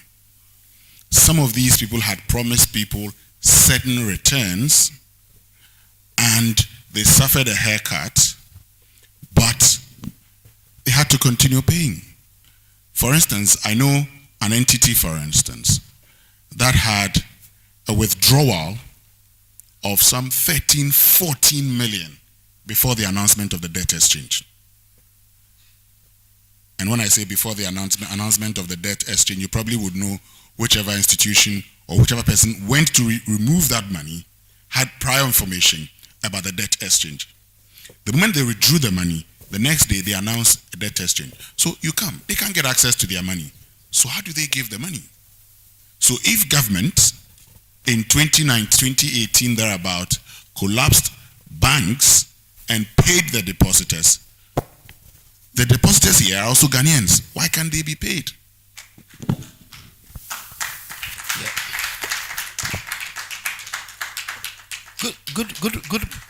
Good point, Weston. Like I said, government is going to make a decision, is going to take a decision on this. This is not to excuse the principals or the proprietors of these financial institutions who some engage in very dubious activities. So, like I said, government will make a decision, will take a decision on this and will announce it to Ghanaians accordingly. And then the one is the mismatch between the policy rates and the inflation rates. Yes, the policy rate is around 18%, and in the run-up to 2025, you agree with us that there was so to say, let me put it bluntly, there was a lot of printing of money in the system from 2022. We are talking about in excess of 70 billion Ghana cedis was printed to finance the budget. So there's a lot of money in the system which has to be sterilized using the monetary jargon. So the Bank of Ghana keeps sterilizing, keeps doing these things to ensure that the excess money in circulation is brought out of the system. You would agree with me also that when the current administration took over, the policy rate was 28%. And in 1 year, it's dropped by 10 percentage points, over 100 basis points. So you would see that massive progress has been made. And these things may have to be calibrated carefully because you also don't want to upset the financial system where many people have gone into forward contracts and those things. So if you brought down these rates too fast, you're going to hurt the balance sheet of the whole system, and which will come back to you to look for monies to sort of bail them out. So these things have to be targeted carefully. But most importantly, if you have to look at what government has done with our treasury rate, where it was roughly around 29%, currently is around 10.8%, and the 91 day is an indicative rate, which means that in calculating of interest rates and all those things, we use the 91 day rate. So you could see that interest rates or commercial bank lending rates have reduced significantly. And I must say again that this will not happen overnight. Okay, this will not happen overnight. And as interest rates continue to, inflation rate continues to be single digit, as the cedi continues to stabilize, as the macroeconomic continues to be stabilized, we are going to see more of this happening. And if in 1 year we've seen about 10 percentage point drop, we expect further cuts. The governor himself has come out to say that he expects interest rates or general rates to be in the single digits by the end of 2026, getting to 2027. So we expect that significant improvements will occur in that space. Thank you. Thank you. I think there was another question. He asked two questions.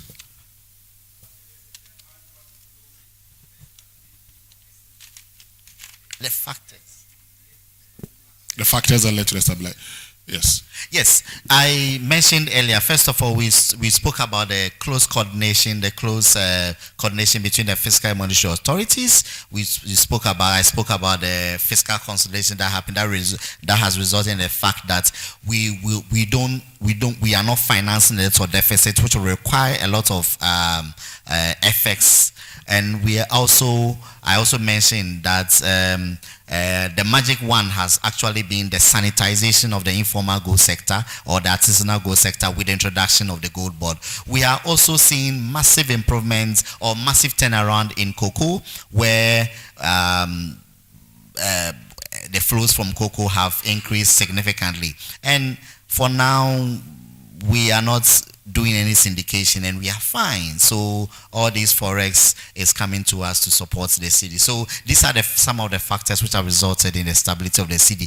And these are permanent structures. These are not flashes in the pan.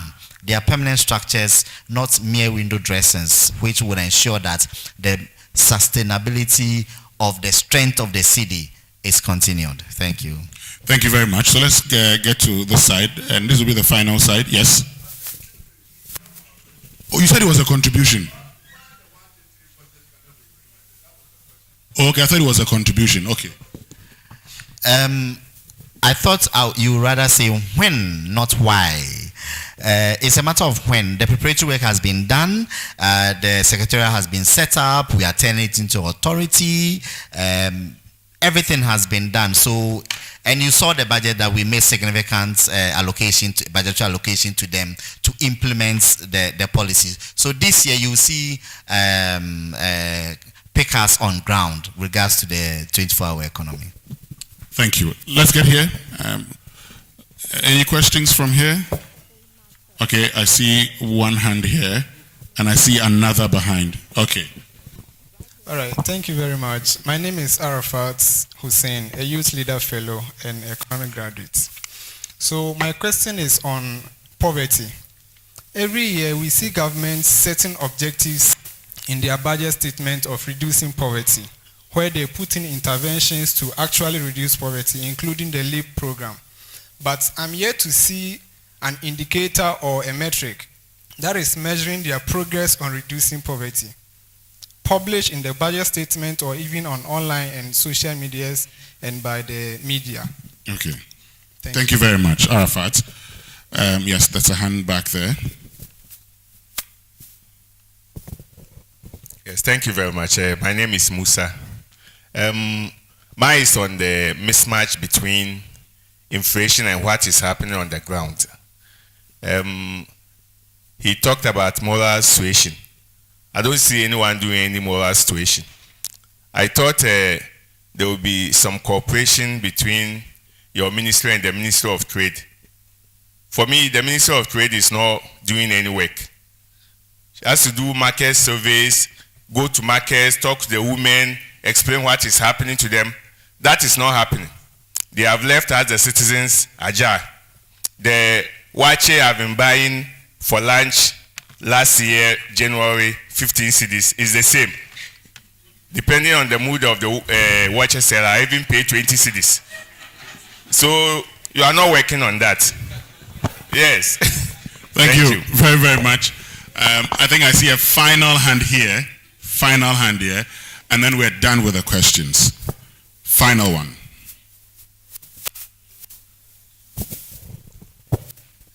Thanks for that opportunity. Some of us did mining engineering, so anytime we hear anything about minerals, we get excited. But what has been very... Please, you didn't tell us your name. My name is John Samuel. Okay. What is sad is that before Ghana even had oil, our brother Gaddafi had been dealing with it. And some of the questions some of us ask ourselves is that, why, what reason did we decide to take 5% from the oil when our own brother could have helped us to get even more? It appears that the intellectuals among us at some point tend to think more about holding on to power than the very work that they need to do to help us. And we've done this so many times that it has made it so easy for others to keep bullying us, to the point that all they simply sometimes do is just to cook the numbers. By that, what I simply mean is that they will tell us, okay, we're going to spend this on that, we're going to spend that on that, and therefore by the time we're done, this is what's left, so you can only get 5%.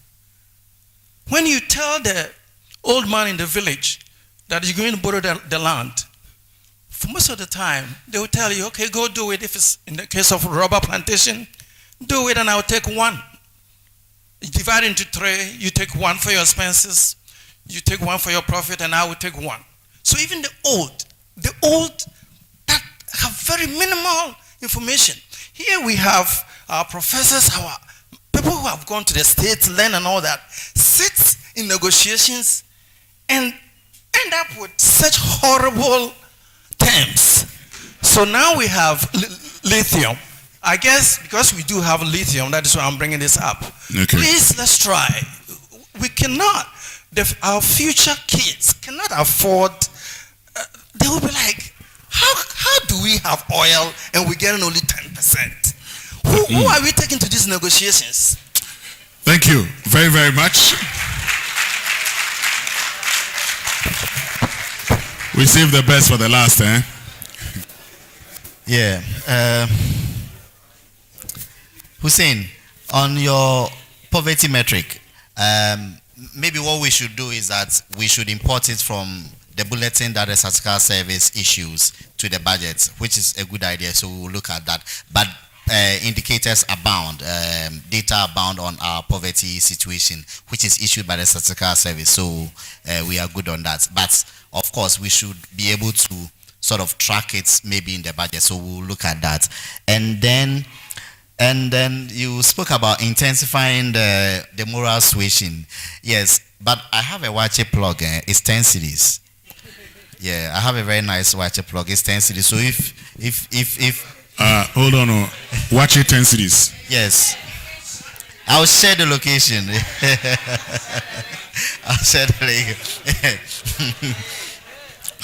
You've been buying it for your child? No, for myself. Yeah, for myself. Okay. Winston, yeah, I'll share it with you. I'll share the location. I'll share the link. Okay.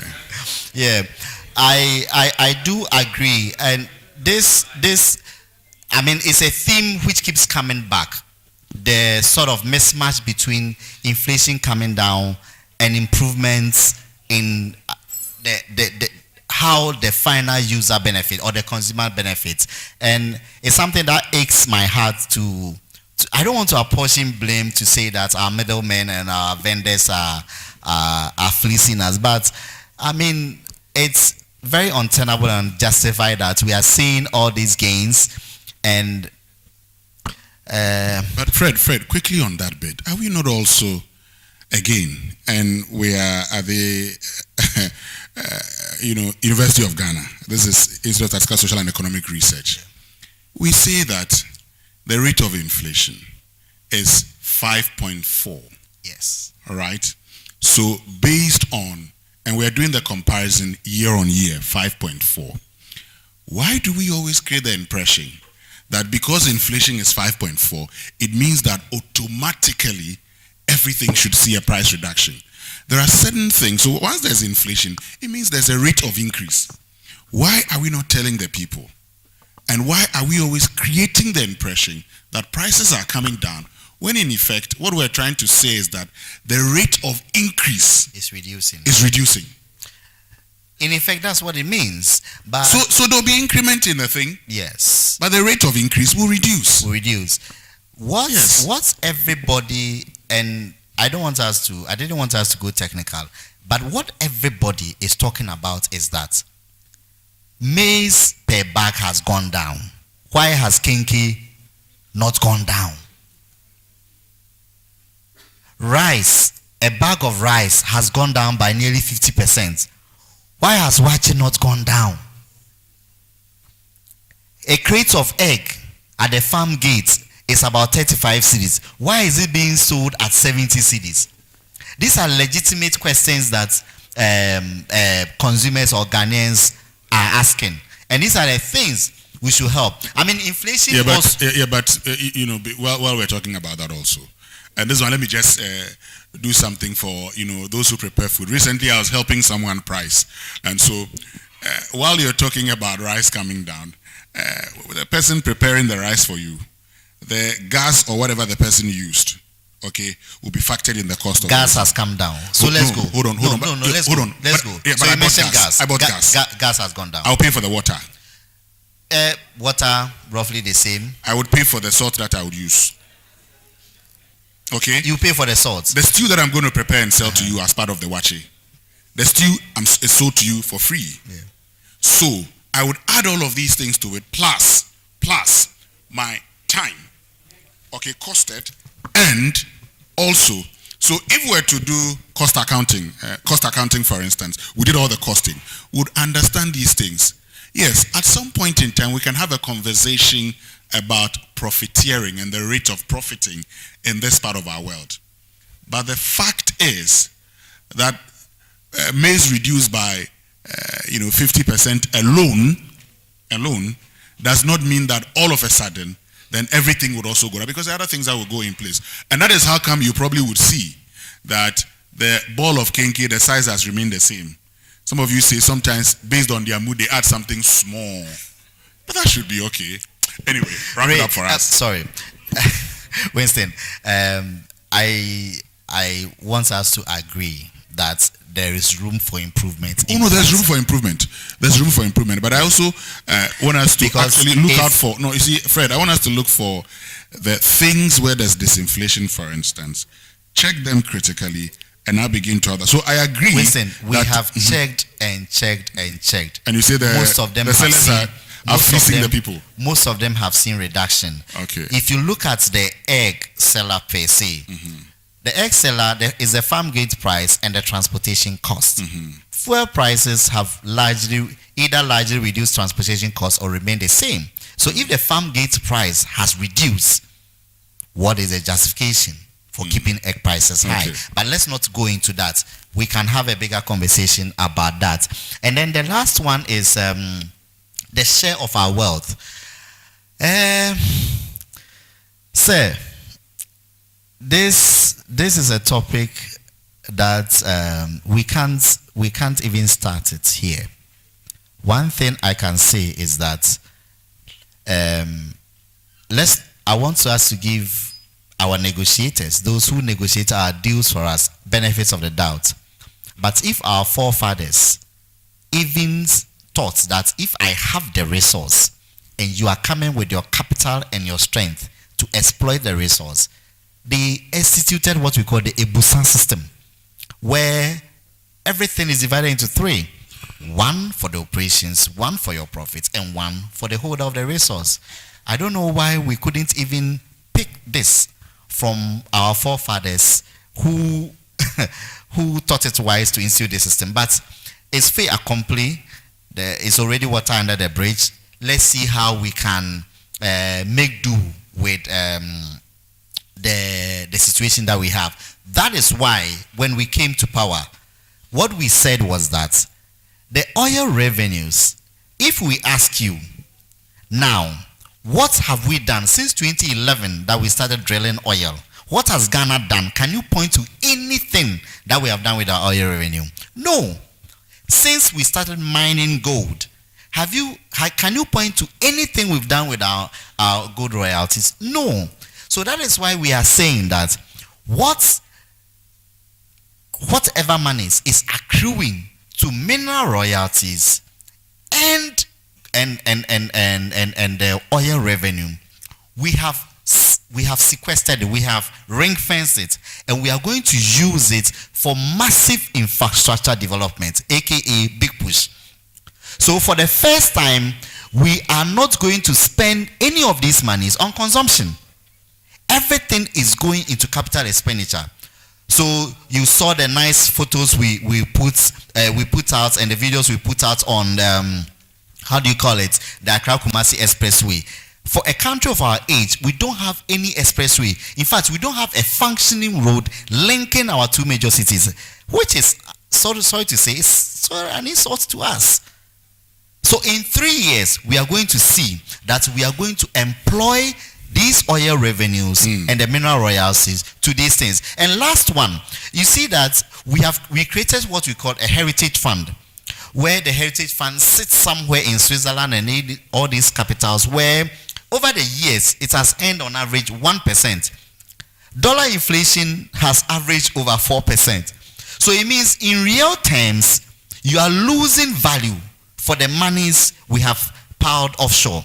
What we have done, which hasn't received much attention in this budget, was that the PFM Act says that we can amend what we call the qualifying instruments, or the instruments, the investment instruments under which, where we can invest these reserves or these sort of sovereign fund. We have changed it, and we have said that if we have a local venture, a massive infrastructure, a massive transformative agenda locally, domestically, where we can tap into these resources to invest in, the law should allow us to do that. So we've changed the law. So that's the first step, and ensuring that our mineral resources and oil revenue work for us. So in the next 5 years, you see that we can point to that road, that venture, and that thing that we have used our oil revenue and our mineral resource to do for us. Thank you. Thank you very, very much, Frederick Amy. So let's give him a huge round of applause.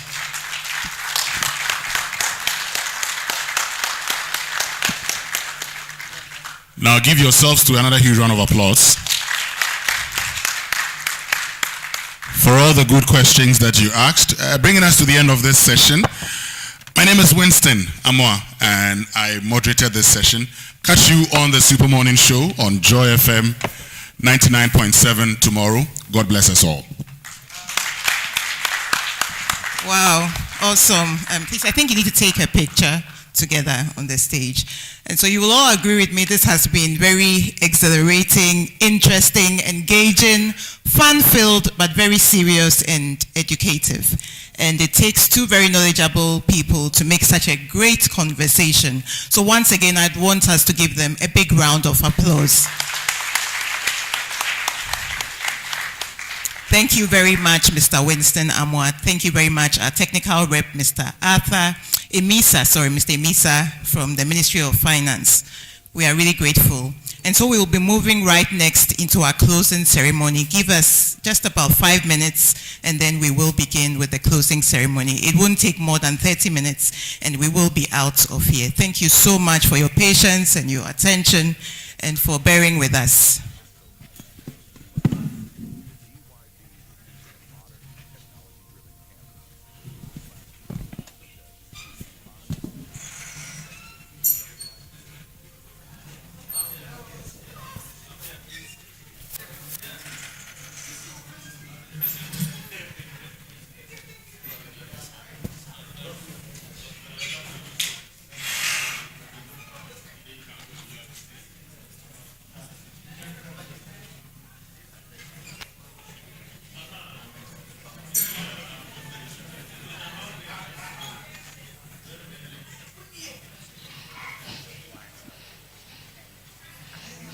Yesterday marked the opening of the 77th.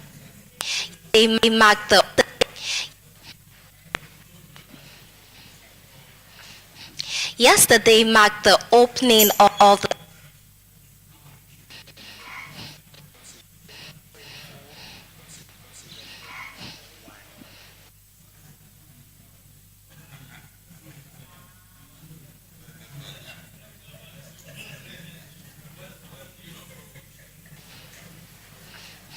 Yesterday marked the opening of the 77th Annual New Year School and Conference right here at the University of Ghana, Legon.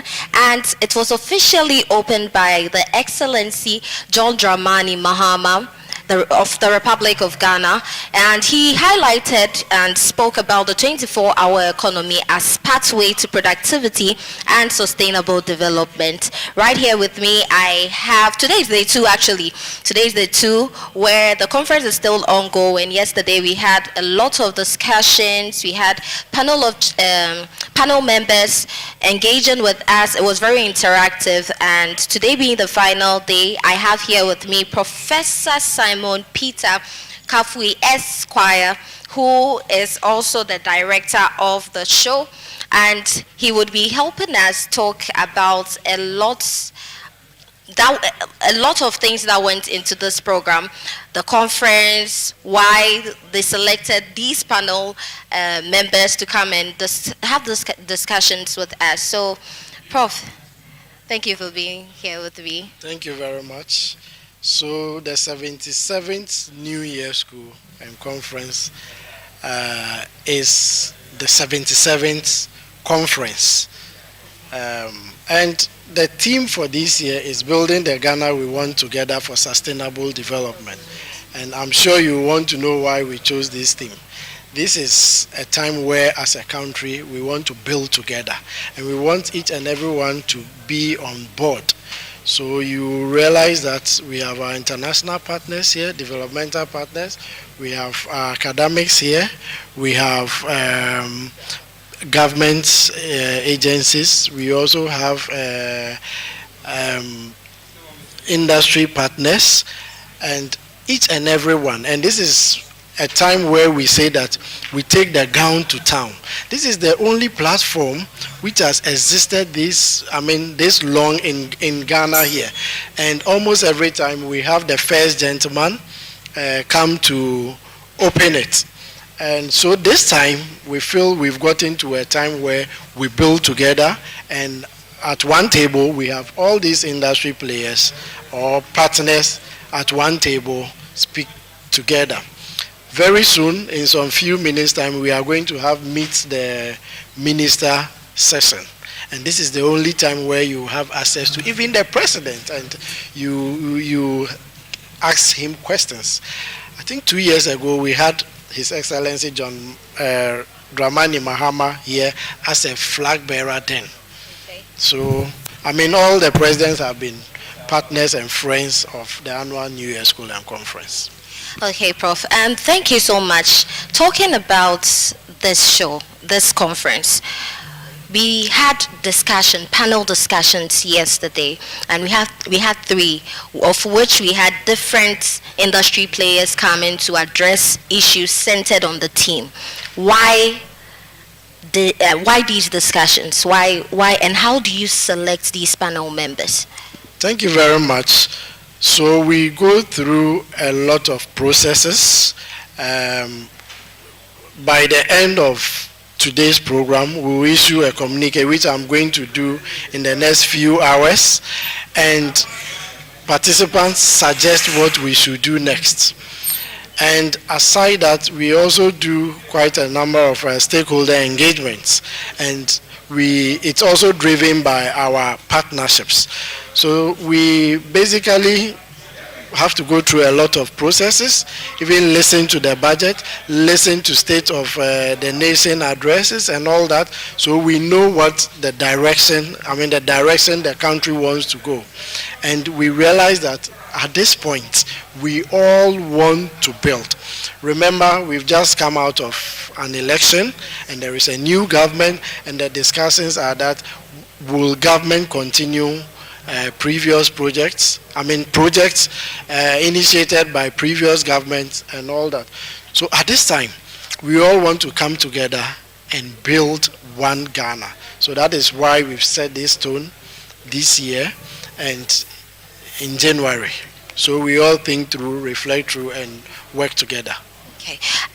You mentioned that it has been around for 77 years, obviously we know, and you mentioned that we are now involving the youth. And today we can see a lot of young ones in there. Does it just end here, or you have opportunities for them? Because we can't just come for a conference and that is it, certificate, you get your certificate and that is all. Is there any way this conference is going to equip them and also give them the network they need in their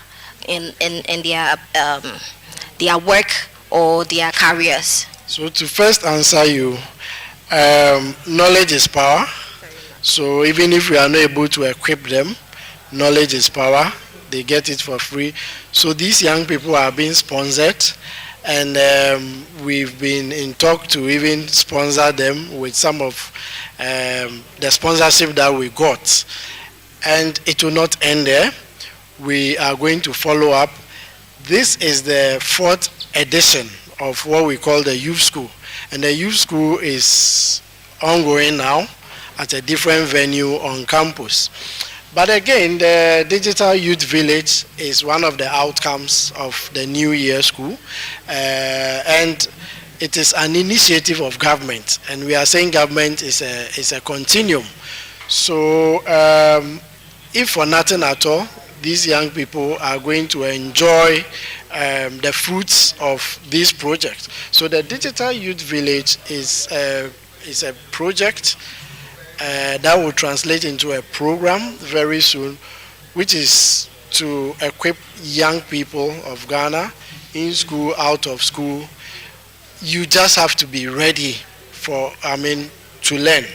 And we are going to engage them on hands-on to build their digital and entrepreneurial skills. It's going to be hinged on 5 thematic areas: agri-tech, edu-tech, health tech, retail tech, and fintech. And the buildings are almost done. And Ministry of Communication and Ministry of Finance and Education are our link ministries. And we bring on board governments, the practitioners, that is industry, and then academia. Oftentimes, industry will say that academia is not involving them in developing our new programs. Academia will also say, industry, you don't come to us. But at the Digital Youth Village, we are the answer to all these mischievous statements. Okay, Prof. Today we broke into various caucuses, I think 4 of them, and I went around to listen to some of the conversation, the topics, and I noticed that there were some individuals who are very equipped and very intelligent. Since your moderators were not around at that time, or maybe they had the moderator, are you fishing out these special people to help them, like give them good training, to equip them well, also maybe mentor them for them to be like you? And Esquire, you have a lot of titles, I mean, so is there any initiative put in place to help these individuals? Okay, so you've seen some young people in orange, so they are fellows. These are very smart young guys, and they are fellows of the UNFPA, and we are partnering UNFPA, giving them the academic touch of the fellowship. So they will be with us for some time, and we have plans to even upgrade this training to a master's level training, so that they don't just see it as a waste of time. And we are bringing on board differential methodologies, not the usual talk or theoretical applications, but we have brought in new methods of teaching and learning, doing a lot of field trips and project-based learning and all that. So yes, we have mentorship projects and we have mentorship programs, and we also collaborate with some other colleagues, for instance, like the Nkabom project, the Ejumatech AI, the Series project, so that we provide mentorship programs. Again, I made mention of this tripartite arrangement: government, industry, and academia. So once we are done with whatever we have to do academically, we also place them in internship programs. But this particular program is coming from the UNFPA. So they are already, let's say, staff of the UN, and this is a pilot, and we intend to even strengthen it. So the youth school, which we've been running for the last, in the last 4 years, we also provide that kind of mentorship, even beyond their time here. University of Ghana is taking the lead when it comes to innovation, and we have quite a number of innovation hubs. I will invite you to campus one day. I may want to rather interview you around our hubs. They are very nice innovation hubs. I'm sure you saw our innovation enclave. Yes. So these are spaces that we've created for young people, and we have a host of mentors, both from within our academic space and also within the industry, depending on the career path. We've also launched a serious program when it comes to exchanges. So as we speak, I'm happy to tell you that I have some of my PhD students who are on exchange now in Spain. Others are yet to go next month. Others are yet to go two weeks' time to Estonia. And you also realize that we have colleagues from Greece. So we are trying to give a holistic training to the young people. So I think now there are a lot more opportunities than our time. So they have to jump onto it. But the good thing is that at the Digital Youth Village, it doesn't matter whether you are educated or not. Very soon we will launch models for what we call the next gen engineers, what we call the fitters and all that. We need to give them some form of soft skills. Sometimes they do a lot of people. They meet the big peoples in town. They meet the big people in town. But do they even have records? So we really want to equip our young people in various ways, but we are taking the lead. Okay, I must say the conference is still ongoing inside, but before Prof goes, I want to ask him one last question, which is announcing the conference. I've seen young people here, like myself, and some beautiful people, and you mentioned they are in a group. You might say it's a shame that I really don't hear about these announcements anywhere. which platforms are you using to announce it so that maybe individuals like myself out there wants to join the conference next year, they can grab the opportunity to join? So, well, we will say that we thrive on the tradition. Those who know about it really know about it. Maybe you are pointing us to the generational gap and all that. I have my father in here. He never wants to miss annual New Year School. He's 81 years. He never wants to miss annual New Year School and conference. But Graphic has been our dependable partner for some time now. We use the websites, we use the social media, and as I earlier on said, the youth school is also ongoing. But you've given us a clue, but I think New Year School is a well-known platform. Really? Yes, it is. And Graphic has been with us so many years now. So if for nothing at all, tomorrow we are going to see our communique in Graphic. And now Graphic is also online, so I'm sure you will also give, and Times as well, Joy FM. Hello. We have virtually all the media houses, and I think this morning we set the agenda. Almost every morning show had to have a discussion with one of the things or one of the many things the president. A very good evening to you all, and thank you very much for waiting up until now. So you are all welcome to the closing ceremony of the 77th Annual New Year School and Conference under the theme Building the Ghana We Want Together for Sustainable Development. It has been 2 days of interaction. We have had our panelists discuss very important issues, developmental issues concerning the country. We started yesterday, in fact, we started on Monday. We had some participants coming from outside Accra reporting on Monday. Yesterday, we had a grand opening at the Great Hall, and we were privileged to have His Excellency, the President of the Republic of Ghana, President John Dramani Mahama, opening the 77th Annual New Year School and Conference for us.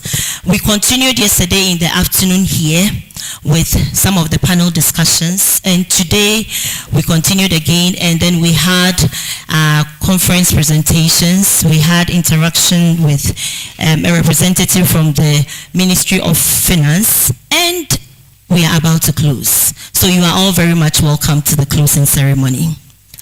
So it's going to be a brief one. Usually our closing ceremonies are not long.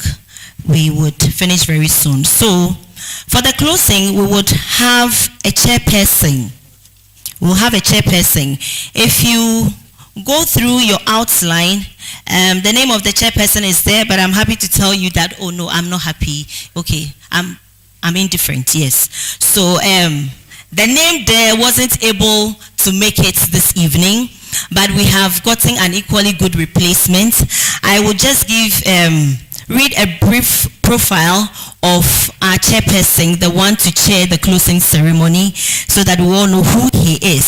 So our chairperson for the closing ceremony is a professor of hydrogeology with expertise in numerical modeling of groundwater flow and solute transport, geostatistics, and advanced statistical applications in the earth sciences. He holds a BSc in geology from the University of Ghana and a PhD in environmental management from Montclair State University, USA. He joined the University of Ghana in the year 2009 and rose through the ranks to professor in the year 2017. Our chair has served in several leadership roles, including head of the Department of Earth Science, Dean of the School of Physical Mathematical Sciences, and is currently the Provost of the College of Basic and Applied Sciences. He has published over 100 peer-reviewed articles with significant global impacts, led major national water resources governance initiatives, and mobilized over $50 million, not cedis, in teaching and research funding. A seasoned consultant to international and national organizations, he is a subject editor for the Journal of African Earth Sciences and a fellow of the Ghana Institute of Geoscientists and a member of several international professional bodies. So you realize that our chairperson is a seasoned scientist. So with a round of applause, kindly help me and welcome Professor Sandor Mark Yudana, Provost of the College of Basic and Applied Sciences. He is going to be our chair. So we are going to take his remarks. Please continue doing it for him. All right, thank you very much. Thank you. Right, Dean of Provost, Prof. Kojo is holding a title that he doesn't usually want to be referred to in those colors. But he's the Dean of Provost. That means that he's the senior most of all the provosts. The senior most of all the provosts. So it comes with a lot of responsibility. That's why he doesn't want to accept it. All right. The Provost of the College of Education, College Registrar, Dean and School Administrator of the School of Continuing and Distance Education, Heads of Department, Executive Director of the Annual New Year School and Conference, Directors of the 77th Annual New Year School and Conference, our international guests from Estonia and Greece, key partners of the New Year School, faculty and staff, participants, friends from the media, ladies and gentlemen, good afternoon. It's almost in the evening, right? Good afternoon to you all, and thank you for honoring this year's annual New Year School and Conference. As we conclude the 77th Annual New Year School and Conference, I bring to you warm greetings and sincere congratulations from the Office of the Pro Vice Chancellor, Research, Innovation and Development, Professor Felix Asante. Professor Felix Asante is attending another very important assignment outside of borders of this country and has not been able to make it. So I'm deputizing for him. These past 2 days have been very inspiring. Under the banner, Building the Ghana We Want, Together for Sustainable Development, we have shared ideas, challenged one another, and explored practical ways to create a stronger, fairer, and more prosperous country. Indeed, that's the country we want, a more prosperous country. From the insightful keynote delivered by Mr. Ishmael Yamson, board chair of MTN Ghana, to the valuable contributions of our partners at the Bank of Ghana, the National Petroleum Authority, the Petroleum Hub Development Corporation, the Ghana National Petroleum Corporation, the Ghana Free Zones Authority, the Minerals Income Investment Fund, the Ghana Chamber of Mines, and the ECOWAS Bank for Investment and Development. Every voice has enriched our discussions. We were also inspired by the message we received from the head of state himself, His Excellency, the head of state, President John Dramani Mahama, who happens to also be a former student of this university. This university is very unique in many ways. You know the uniqueness of this university? This university is the only one that trains presidents. True or false? So if you want to be president of the country, Ghana, you better enroll here. That's a serious one. Oh. We are the only one accredited currently by GTEC to award degrees that lead to presidency. So please, but please don't tell them. Don't tell them. I didn't say it. Okay, so we are proud. We are proud to have been the only ones who have trained the only presidents, the only university in Ghana who have trained presidents for the Fourth Republic. We are very proud of that feat. Again, following the high-level panel discussions on economic resilience, good governance, industrialization, and human capital development, the vibrant presentations and breakout sessions, this conference has once again demonstrated the enduring value of the annual New Year School as a national platform for constructive dialogue and policy reflections. I am particularly encouraged by the Youth School, which has amplified the voices of tomorrow's leaders today. Hearing young people from both pre-tertiary and tertiary institutions speak so passionately about the Ghana they envision and the skills and support they need has been a powerful reminder that our future truly lies in their hands. Their energy, creativity, and honest perspectives have not only enriched our discussions, but have also renewed our shared commitment to invest meaningfully in education, skills training, sports, health, and opportunities that allow every young Ghanaian to flourish. To our international partners from Estonia and Greece, thank you for sharing your experiences and global perspectives for deepening our collaborative ties. Your presence underscores the importance of mutual learning in addressing shared developmental challenges.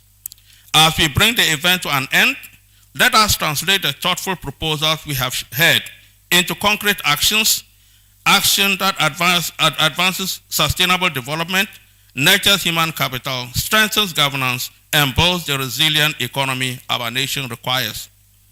The University of Ghana remains steadfast in its role as a citadel of knowledge, a workshop for brilliant leaders of all categories, and a consistently reliable backbone for national development. On this note, I humbly accept to chair the closing ceremony of the 77th Annual New Year School and Conference. Thank you very much. Thank you, Prof. Please, another round of applause for our chairperson. Thank you very much, Chairperson, for accepting to do this for us. So I would invite Dr. Jack Andrews Doche. He is the Executive Director of the Annual New Year School and Conference. He's going to give us a brief remarks. And I said brief. Brief. Please, a round of applause for him. He's looking at me. I intentionally stress on the brief. That is why I don't have any script. Distinguished Chairman, I would want to stand on the protocol that you have established to make my brief remarks. All too soon, the 77th Annual New Year School and Conference is coming to a close. We're drawing down the curtains on one of the topical issues that has engaged the minds of Ghanaians. Building the Ghana we want together for sustainable development. 68 years of independence will require that a nation at that age should have some fundamental infrastructure, social systems, governed by equity, rule of law, and the advocacy for human security. Distinguished ladies and gentlemen, the theme for this year is so thought-provoking, and you, the participants, are the ambassadors of this nation. If each and every one of us who had been a participant at this conference hadn't made contribution and listened to the conversation, would decide to take on board some of the critical issues that have been raised and will begin the revolution of building a sustainable country based on equity and justice. We will leave a legacy for the next generation that will be proud of us. I'd want to thank the team that had worked on this team, led by our chairperson, the Dean of the School of Continuing and Distance Education, Professor Olivia Kwapong, under whose leadership we have interrogated the theme night and day, back and forth, before we arrived on this theme. We pass it on to the provost of the college, who sanctioned it for implementation.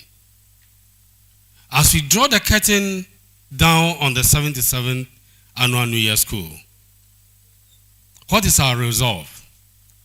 What are we taking home You have been a dedicated participant. You have faith in the New Year School since 1948. Should we not resolve to leave a legacy for the next generation by deciding collectively at this function to build a better Ghana that stands on the truth, fairness to all, friendship, and above all, equity and justice. We look forward to seeing you at the 78th Annual New Year School, and in that school, we would evaluate what we have collectively decided in the communique that we presented to us. Thank you for your active participation. Thank you for your time. Thank you for coming.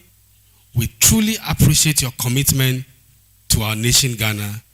We are the only people to develop this nation. Let us change our attitude. Do it the best of yourself. Let the next person sitting beside you, the next person in your office, the next person in your home, your neighbor, understand that you have gone to a conference and the topic was building the Ghana we want for sustainable development. Building the Ghana we want begins with you and me. Thank you very much.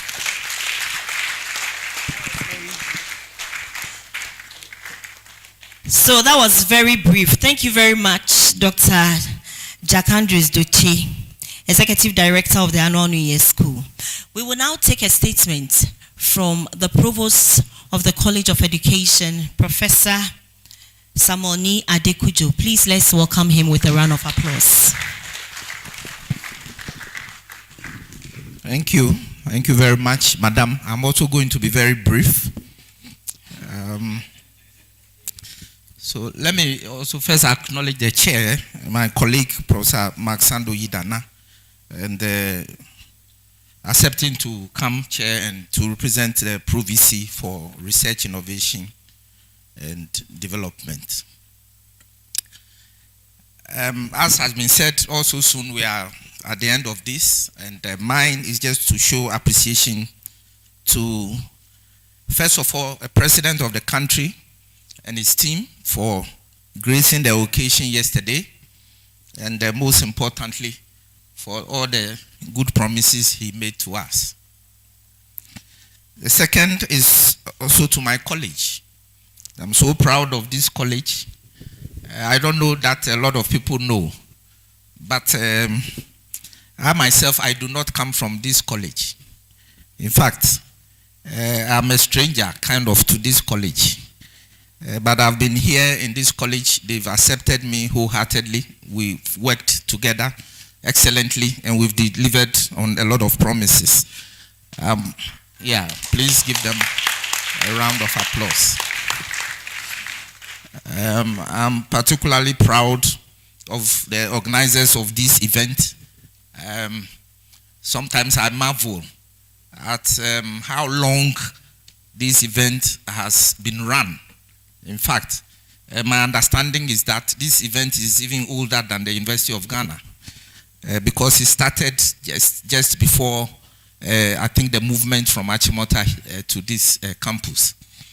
And so to have dedicated colleagues who have really made sure that this event has been organized every single year is just phenomenal. And I'm so grateful to them. Please let's give them another round of applause. I'd like to show my gratitude to the chair of the planning committee, who also doubles as the dean of the School for Continuing and Distance Education, Professor Olivia Papon, and the strong team. Please, you can do it.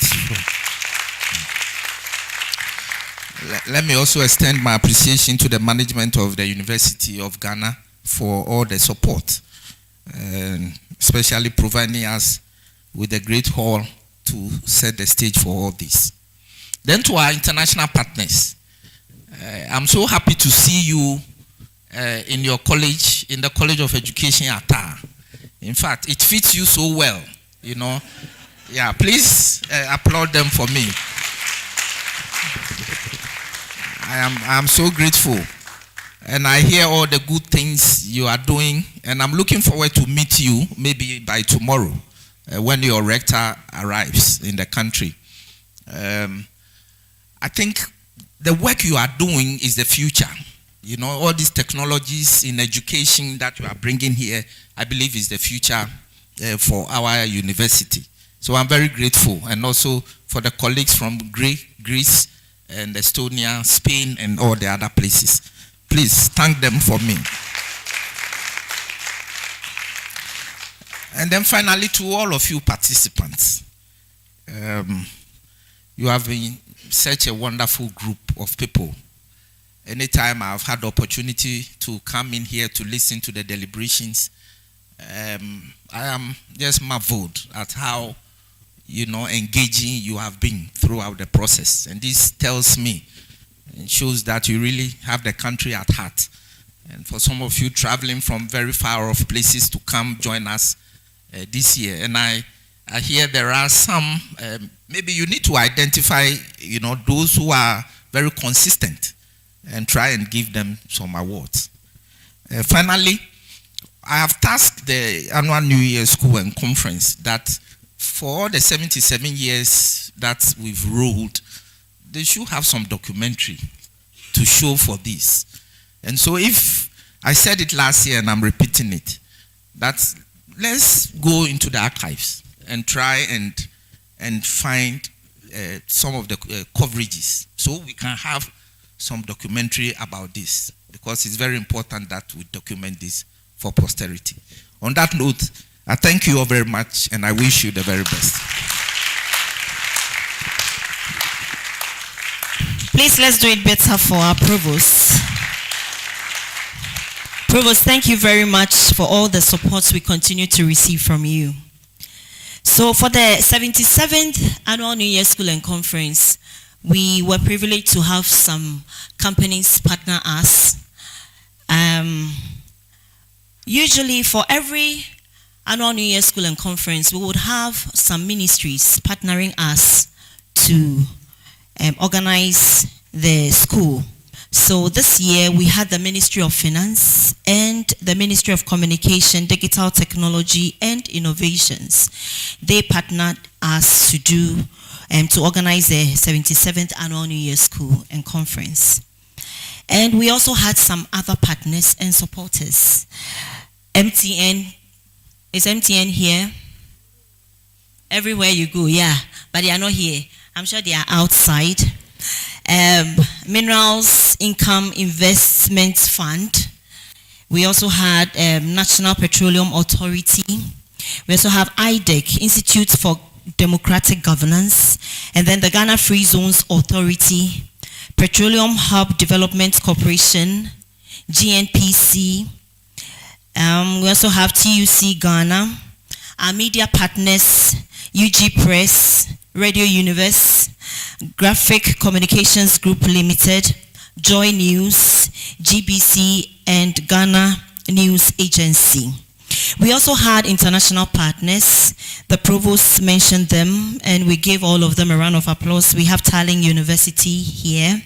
We also have University of Thessaloniki from Greece and University of Thessaloniki also from Greece. Thank you very much for partnering us to organize the 77th Annual New Year School and Conference. So for this year, I'll mention a few of the companies that participants are coming from. So we have the Public Utility Workers Union. Please, if you are here, you just wave to us. Let's see you. Thank you very much for coming. We also have Industrial Commercial Workers Union. Are they here? Yes, they are here. Is IDEC here? Okay, Volta River Estate Limited. UNFPA, Yoli. Okay, they are the ones writing there. Thank you for coming. And then UGTLU, PBL, they know themselves. Are you here? Yes, I'll give the explanation later. And then UGSCD, School of Continuing and Distance Education, are you here? Hey, the sound should be higher because, okay. And then of course we have Tallinn University, Estonia, Ghana Revenue Authority, GRA,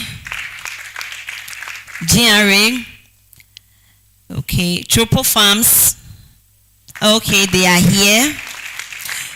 University of Thessaly, okay, Iyoko,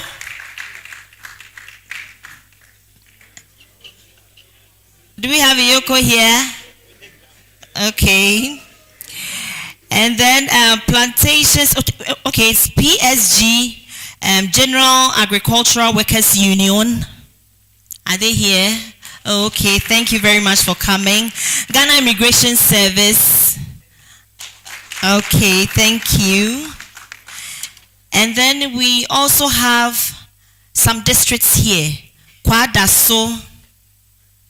Is Kwadaso here? Echuman Kwamuma. Thank you. Amansi Central. Binduri. Achuman Mwabeja. Are they here? Yeah, thank you very much. Ofori Chrome. Ofori Chrome. Bosume Freho. Freho. Are they here? Adase North. Chifu Obuase. Chifu Himanlo. Lower. Okay, are they here? Okay, Gomoa Central. Obuasi East. Are they here or they've all left? Old Tafo, Mampong, Aguna West, Navrongo, Setre East, Aguna East, Okre. Do we have Okre here? Okay, you're all welcome and thank you very much for coming. Asante Akim South, Asen North, Okaikwe North, Bekwai. Okay, thank you all very much. We are grateful to have you. We also have Peki College of Education and Bewa College of Education. Please, are they here? Thank you very much for coming. So every year we do this.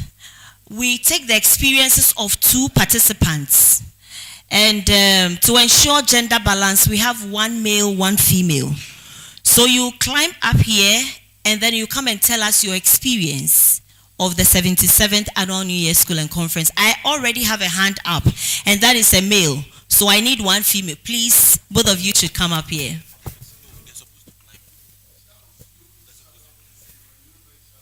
Oh, very sorry. So Shai Osudoku, please, let's give them a round of applause. Thank you very much. But I thought you were coming to give your experience. Okay, so I need one male. If I don't get anybody, please, I'll bring you. I will. Yes, because you lifted your hand up and it confused me. James. Okay, so one male. Okay, yeah.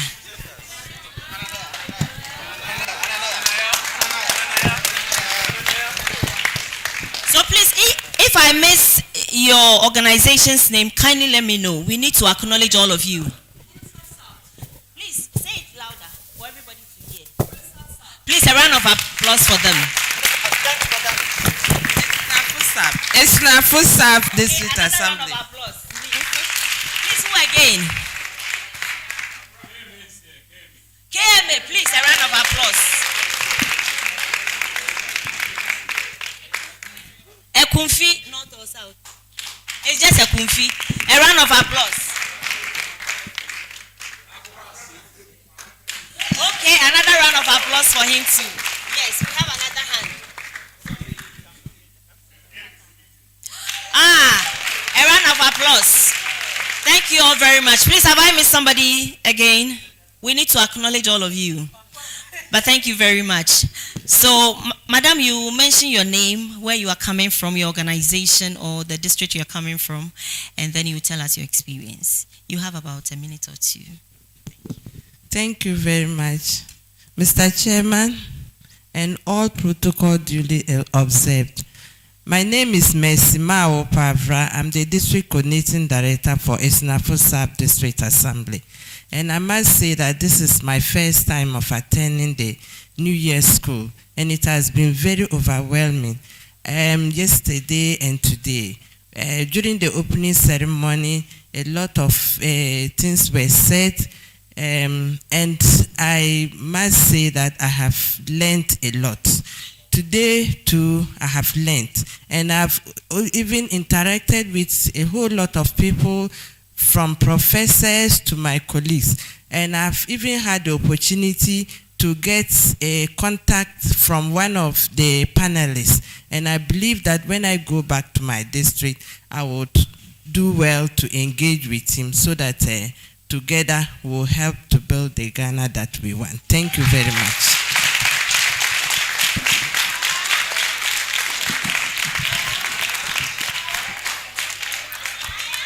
Good evening, everyone.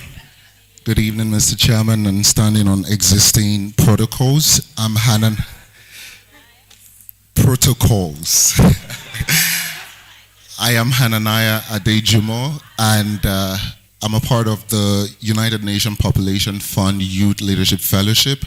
And this is the first time I believe we are part of this event. And on behalf of my colleague, I must say that thank you very much to the University of Ghana. Thank you, Professor Aito and the team. We truly appreciate this, Professor Olivier as well. And so far from yesterday to today, it's been very interesting, mind-opening as well, and also to learn from those who have gone ahead of us. And one thing that I'm glad about, and I've learned, because yesterday the panel, the one that struck me the most was about good governance.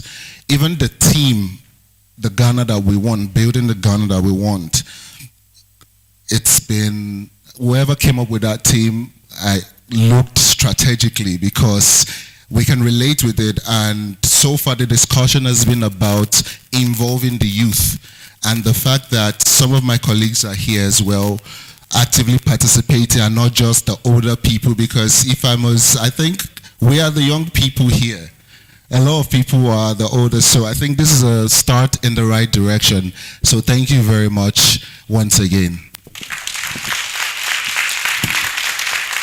Thank you very much. A round of applause for them.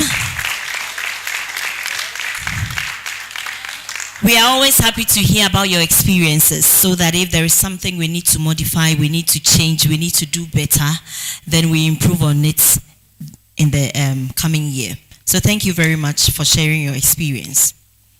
So one unique thing about the annual New Year School and Conference is that every year we present a communique to government.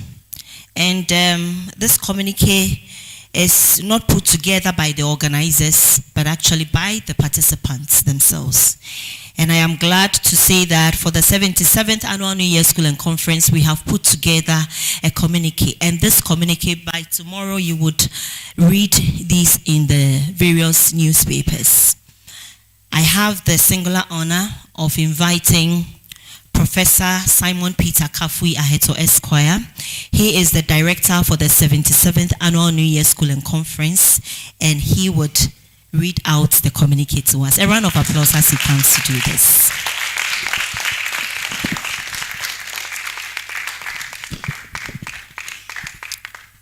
Ayiku, Anyeku, Tere, Gaso. Good evening to all of us. Mr. Professor Chair, I would also like to stand on the existing protocol. I present to you the communique of the 77th Annual New Year School and Conference, led by the School of Continuing and Distance Education, College of Education, University of Ghana, under the theme, Building the Ghana We Want Together for Sustainable Development. Arrival was on January 5th, 2026. Opening was the next day, January 6th, 2026 by His Excellency John Dramani Mahama, President of the Republic of Ghana, at the Great Hall, University of Ghana. The main school continued yesterday and is ending now at ISE Conference Facility. Today, we also had a para session for the youth school, which happened at the School of Continuing and Distance Education. We've had around 300 participants, and we've had a lot of viewers who followed our online streaming. We also had panel discussions, presentations of research works and projects, both online and in person. The sub-themes were 4. 1, building a vibrant and resilient economy for national growth and prosperity for all. 2, nurturing human capital development for inclusive development. 3, good governance and the fight against corruption. 4, promoting industrialization, revitalization, support and transformation. Following this year's deliberations, which included an insightful keynote address, the President's speech, and the panel sessions held, participants and organizers of the annual New Year School and Conference present the following communique. We have 12 points. 1, we recognize the sustained support that the Digital Youth Village and Center for Digital Youth Development has received and anticipate that government support will continue. Given the project's objective of upskilling the youth, we urge that the works and resourcing of the Digital Youth Village and the Center be expedited and move into full operation. 2, the Ministry of Local Governments should identify all economic activities carried out in the various districts and communities of Ghana and develop a sector-based operational 24-hour framework around them. Business activities in sectors such as agriculture, healthcare, and services must be provided with the needed support as promised to ensure operationalization of the 24-hour economy policy. This support should include robust security as promised, a reliable network, uninterrupted power supply, and human capital. 3, capacity building and training for entrepreneurs should be standardized and mainstreamed into our municipal and district assembly objectives. SMEs should be provided with capacity building training and propelled to scale up through access to affordable capital and collaboration that is devoid of all forms of discrimination. 4, the Ghanaian tax base must be broadened through digitizing the informal sector. Measures of accountability must be strengthened to engender trust and patriotism. And again, young people should be involved in this discourse to come out with sustainable solutions. 5, after training the young people, the next steps must be clearly defined. Immediate policies or legislations should outline how graduates or products from these digital and youth-focused training programs will be meaningfully engaged. One potential approach is to explore opportunities for skills exports to maximize their employment prospects. 6, formal platforms should be created to increase young people's participation in policy formulation and implementation at the district, regional, and national levels. This will ensure young inclusion in governance. 7, the Ministry of Education as part of efforts aimed at nurturing human capital for building the Ghana we want, should consider the launch of a national talent hunt program across schools and communities to identify budding skills in leadership, innovation, and entrepreneurship. This will provide a good platform for structured mentorship and training of these capacities. 8. Youth entrepreneurship must be harnessed and be provided with the requisite funding, technical training, regulatory compliance, and logistical support needed for their success. The social enterprises that young people are clearly engaged in are indicators of alternative sources of job creation and opportunities, which should be encouraged to effectively address unemployment. 9. To revitalize Ghanaian sports and take advantage of the opportunities available to the youth in sports industry.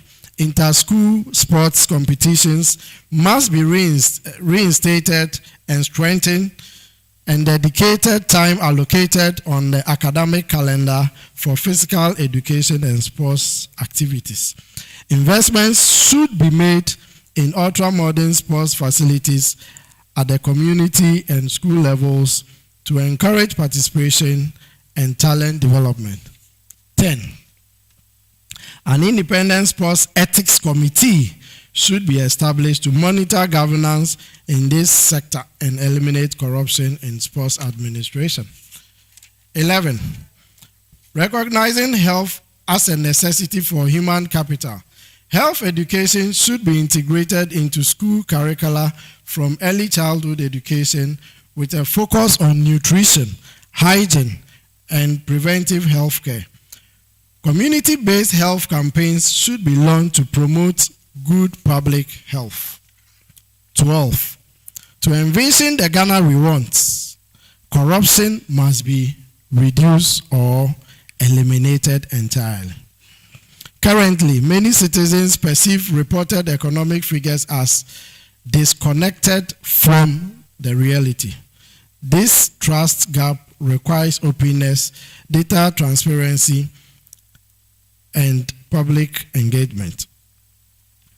13. Promoting justice in our democracy is vital and requires strict adherence to the rule of law and the fair distribution of justice to all individuals. Leaders who violate the law should be prosecuted to set a strong example and reinforce public trust in the governance system. 14.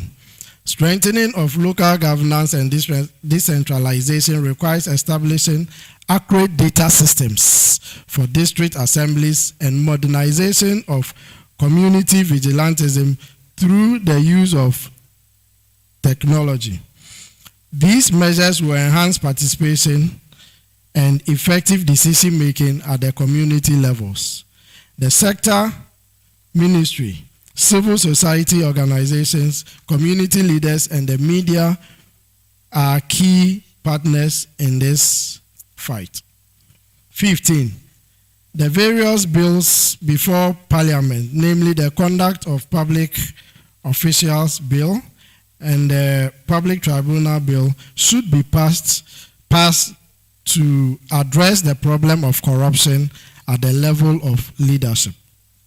16. Technology must be leveraged on to drive industrial growth by harnessing innovation and digitalization, while simultaneously promoting local content and entrepreneurship through support of the SMEs and local industries. Public-private partnerships are essential for achieving this. 17. The Ghana we want is one where environmentally sustainable industrial practices are promoted. It is a nation where manufacturing processes are eco-friendly and there are effective waste management strategies. And there we practice effective waste management strategies. 18. Robust supply chain management must be developed by fostering partnerships with local suppliers, ensuring improved logistical support. 19.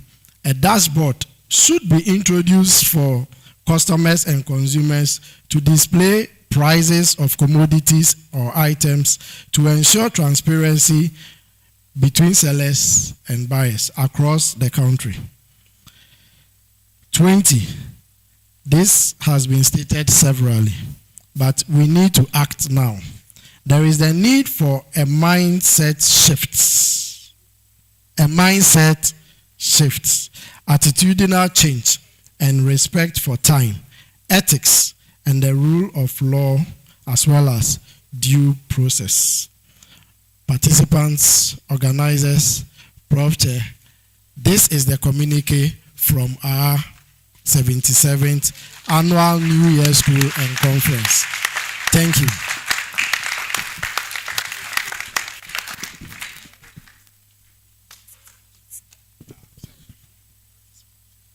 Another round of applause for the director of the 77th Annual New Year School and Conference. Please, let's do it better for him.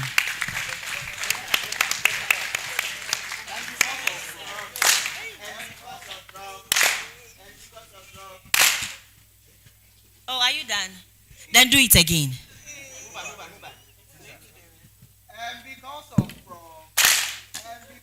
Okay. And because of Prof. So, Prof, your students. Okay, so thank you very much, Prof. So it's now time to give out certificates. You know, whenever you come to the Annual New Year School and Conference, you need to be given a certificate because it's a school and it's a conference that you have attended. So going back, you need to show your certificate to know that you really participated. Else there is really nothing to show that you were part of the Annual New Year School and Conference. So because of time, we won't be able to hand over certificates to everyone here. So we will do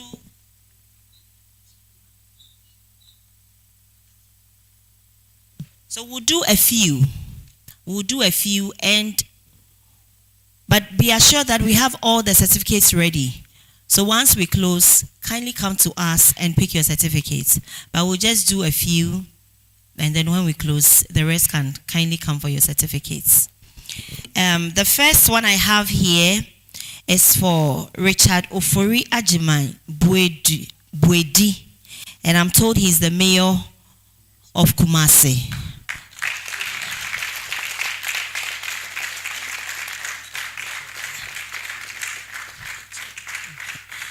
So we would. He's not in, so you are taking it on his behalf. Okay.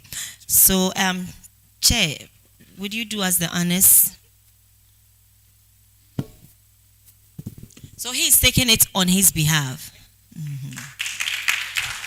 Thank you very much.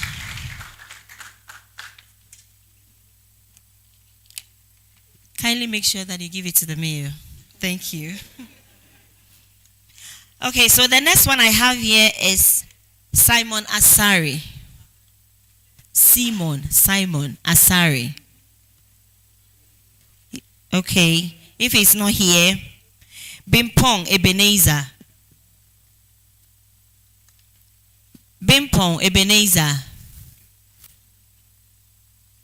Faustina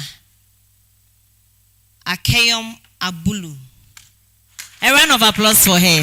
She's the first female. And she's coming from Navrongo. Yes.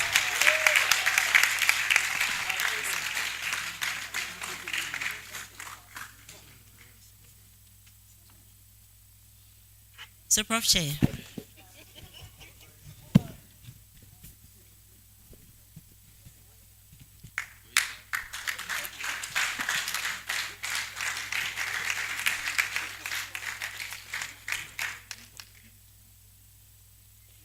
Thank you very much, Madam Faustina.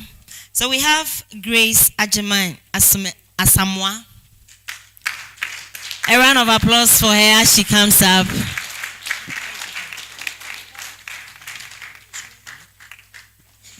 Achuma Kwahuma. Achuma Kwahuma, that's where she's coming from. So Madam Grace Ajimai Asamoah. MCU for Achuma Kwahuma. Okay. Achuma Kwahuma. Please, a round of applause for her. She's the MC.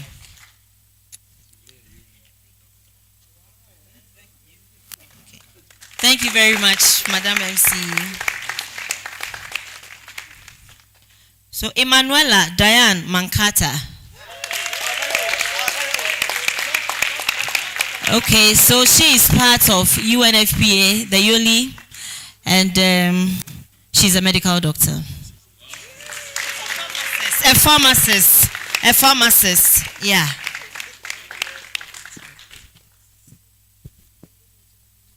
A round of applause, please.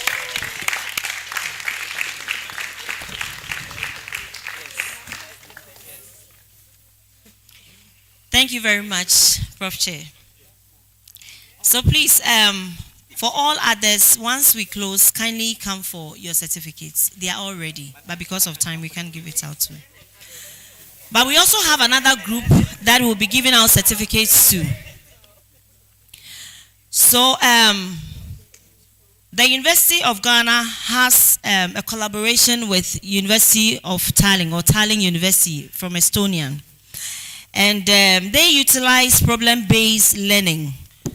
Problems-based learning is actually a student-centered teaching method where learners acquire knowledge.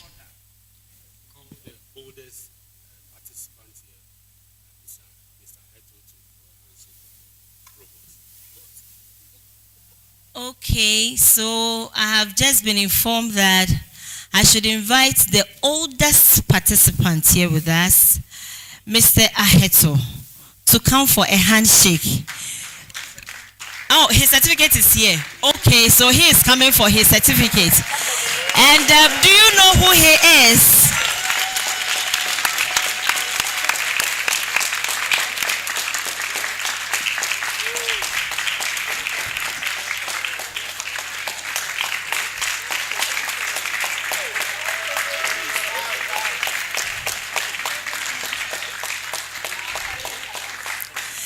So, Mr. Hetso here is the proud father of Professor Simon Peter Kafui Aheto, Esquire, the director of the 77th Annual New Year School and Conference. So that is his father. And he's a father to all of us. Daddy, we are proud of you. And let me also say one thing. He graduated, I think, just about 2 weeks ago from the University of Cape Coast. MBA in entrepreneurship. Yes, he graduated just last 2 weeks. We are so proud of you, Daddy. God bless you. Another round of applause for him.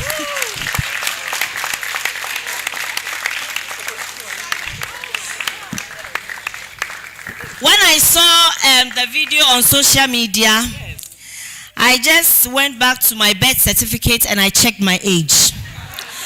And I told myself that, Regina, you haven't finished schooling. You need to continue schooling. Because if Mr. Heto, I don't want to mention his age, has, been able to acquire a second degree at this age, then we haven't finished. We need to continue. Another round of applause for him.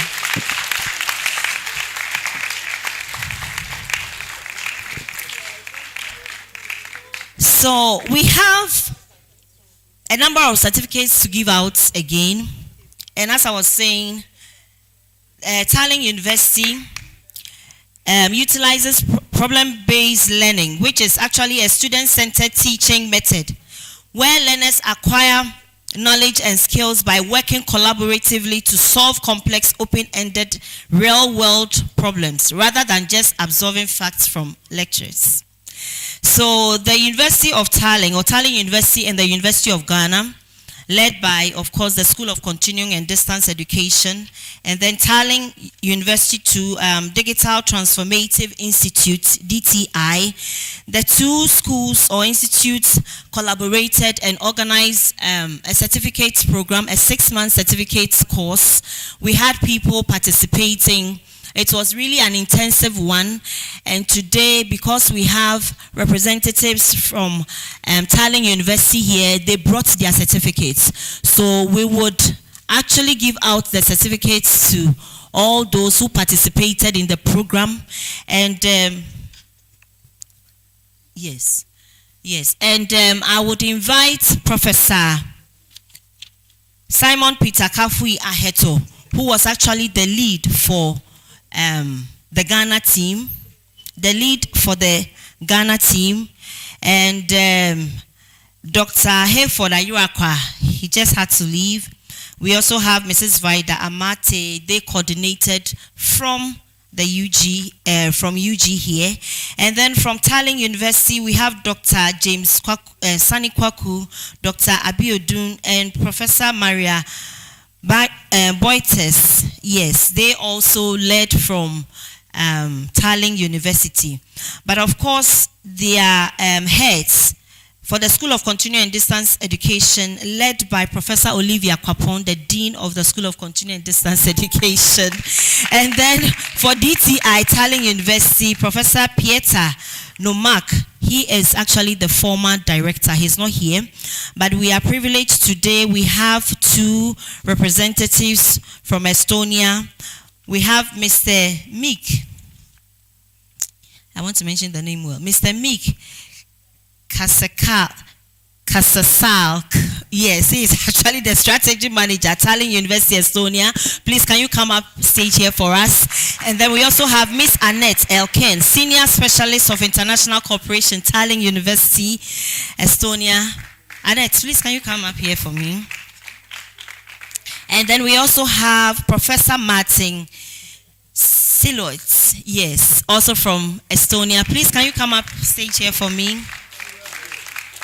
So for the participants, once we mention your name, you come up here and you take your certificates. Edwin Oniko. A round of applause for him. The program was a very intensive one. It was a virtual program. Sometimes around 9-10 p.m., they are having the course. So a round of applause for Edwin. He's done very well.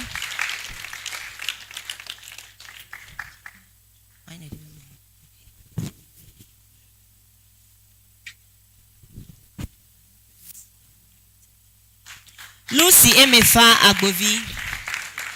Lucy Emefa Agbovi. Is she here?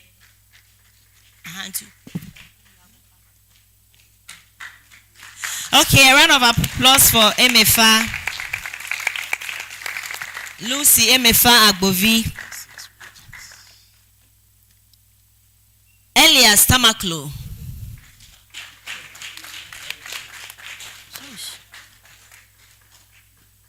Elias Tamaklo.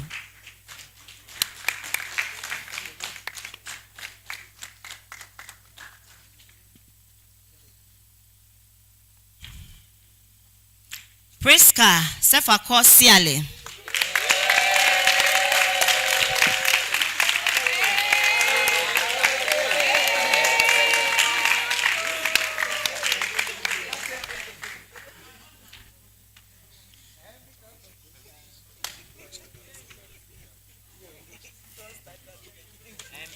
Frank Hope Tachi.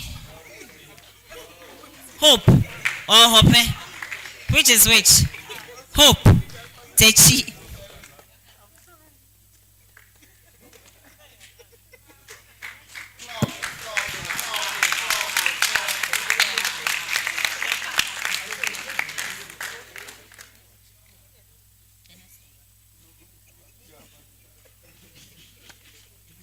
Love Esinam Siabi.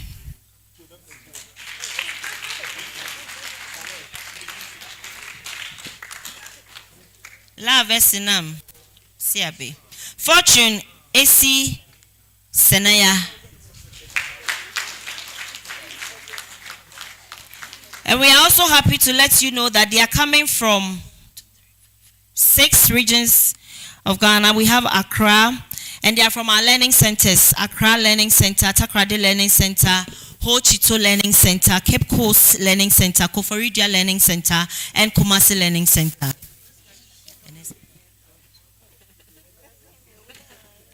Samuel Akwanfo Otechi. A round of applause for him.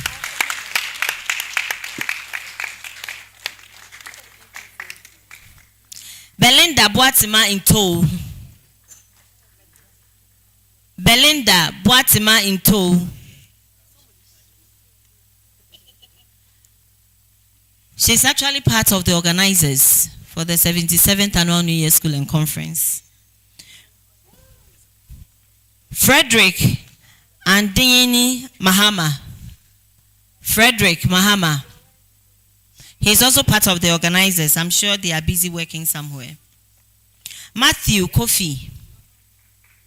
Matthew Kofi, a round of applause for him.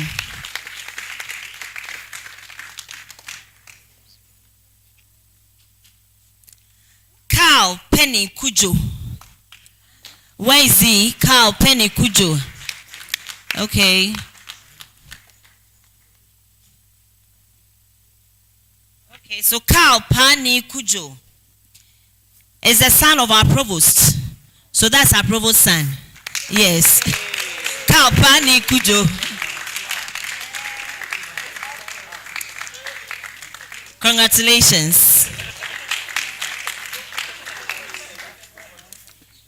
Theodora Boaheng. Theodora Boaheng. A round of applause for her.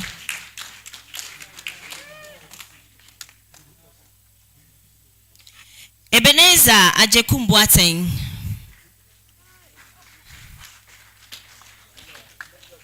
A round of applause for them. Ebenezer Ajekum Boateng.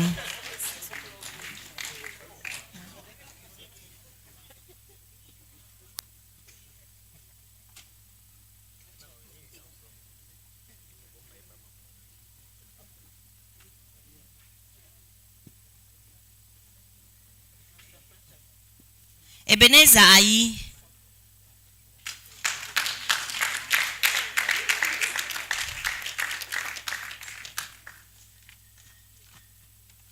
A round of applause for Ebenezer Ayi. David Mensah Atakra. David Mensah Atakra.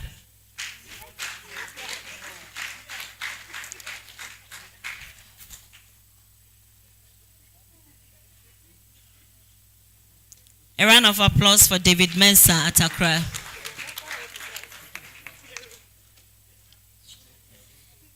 Emmanuel Amega. Emmanuel Amega.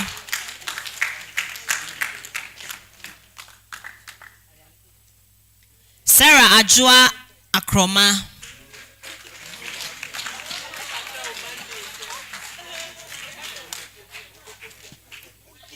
Juliet Afenu.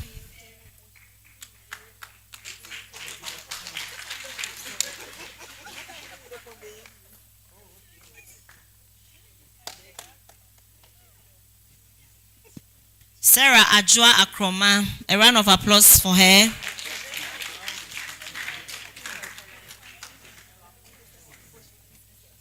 Juliet Afenu.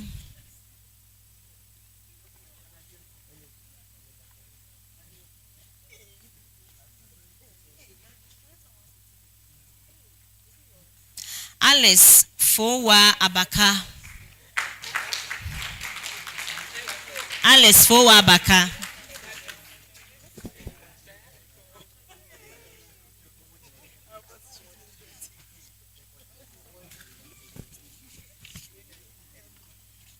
So they have an assignment to perform. Please, if you are ready, kindly come up and do it.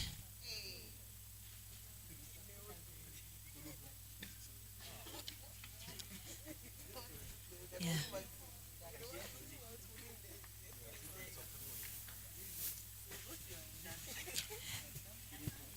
Yes. Thank you very much.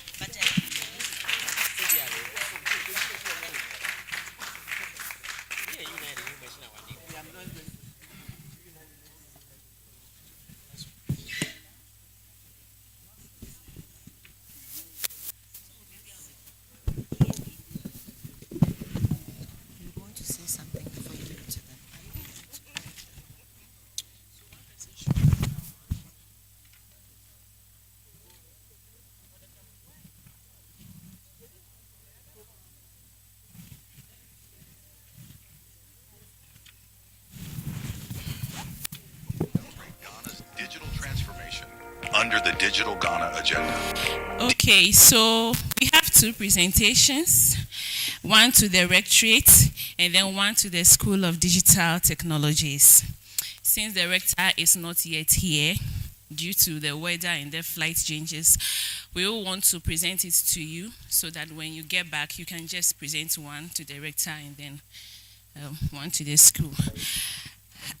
Before I do this presentation, standing on all protocols observed, I would want to say a very big thank you to the Tallinn team.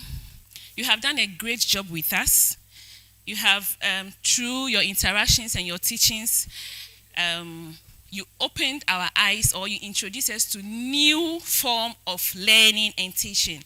Let me say teaching methods, which we didn't experience before in our teaching systems here. So it's been a hectic one. My colleagues will testify. We had sleepless nights. We had to go out and do a lot of research. There were times we came back and it was rejected, and we had to go back. We presented our work. It has to be rejected several times. But through all this, within, I think, by the span of 7 months, we were done. So this day, I just want to say a very big thank you and to say God bless you. We don't want this to be the end. Please, we want it to continue so that those after us can also experience, so that when we have the experience, we shall use it to change Ghana. So thank you so much. So, please, I would invite for the presentation of the Rectorate, I will invite our mother, Professor Olivia Kwapon.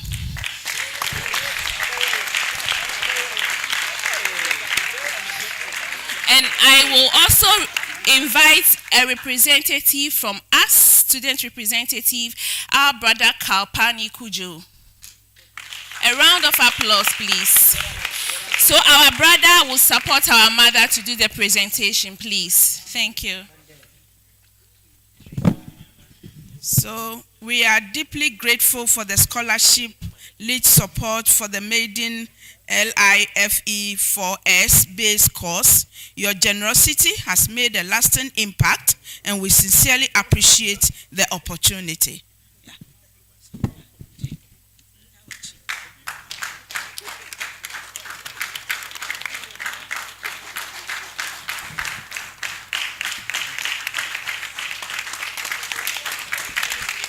Thank you very much.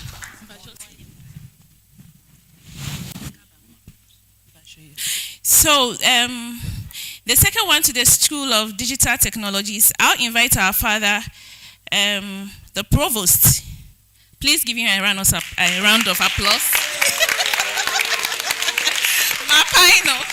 Please, I'll invite our mother, our sister, Fortune. Please join us here. Our sister Fortune, please. And So, your citation reads, thank you for the scholarship lead. The training has equipped us with practical, innovative skills and renewed motivation to effect meaningful change in our respective fields. Thank you.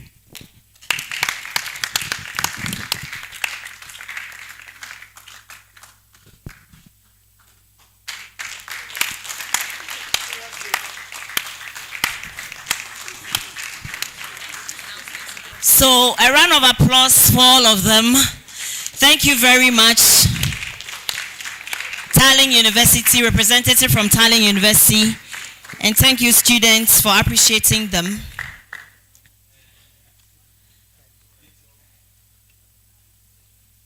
So all too soon, we have come to the end of the 77th Annual New Year School and Conference, and it remains for me to say a very big thank you to all of you for participating. And I realize that some people have left, but you are still here. So on behalf of the organizing committee, I want to say that may the Lord bless all of you for coming. I would also like to also render our appreciation to our Almighty God. It is He alone who gives us the strength to be able to do the things that we do. May His name be praised. And I would also like to say a very big thank you to the chairperson of the closing ceremony, Professor Yidana. I hope I haven't mentioned the name wrongly. Thank you very much, Prof, for stepping in at the last minute. We are very grateful. Kindly allow me to register our appreciation to our Provost, Professor Samoni Adekujo. Prof, we are very grateful to you for your support, your enormous support. Prof never denies us anything. Once we go to him with our request, he approves. Prof, thank you very much. We know this relationship will continue. And to all our international partners, yes, now we are going global. Thank you very much for agreeing to do this with us. We appreciate you so much. And to all our other partners, our sponsors, thank you very much. I have mentioned the names already, so I won't go into that. We have a lot of them. And to all our panelists and moderators, in fact, they gave their all, and we say that we are very grateful unto them. Prof Chair, kindly allow me to appreciate our planning committee. Please, the planning committee members, if you are here, led by our dean, Professor Olivia Kwapon, please, if you are here, kindly come and stand here. Not upstage. You can be here. And please, let's appreciate them. You know yourselves. Please come.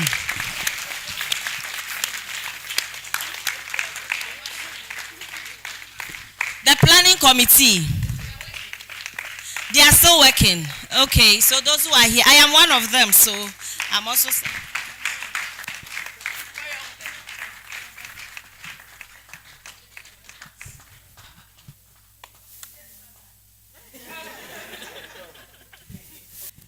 Do we have all the planning committee members here? Okay, at least those who are here. Okay. So our international partners, you can join us for a group photograph. The planning committee.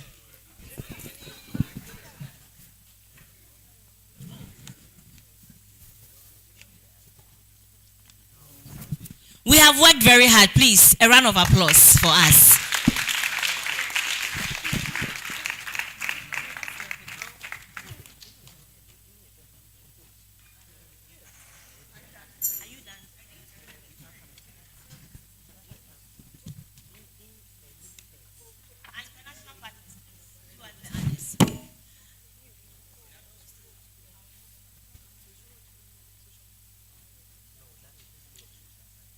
University of Thessaloniki, University of Thessaly.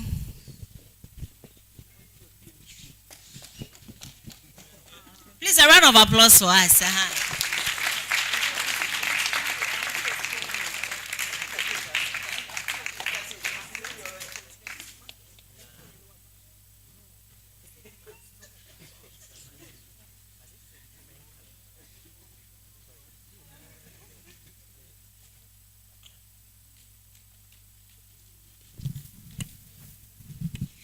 Thank you very much.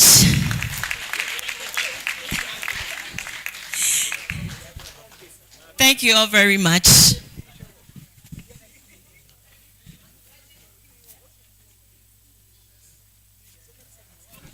So please, our partners, you have a photo with our provost.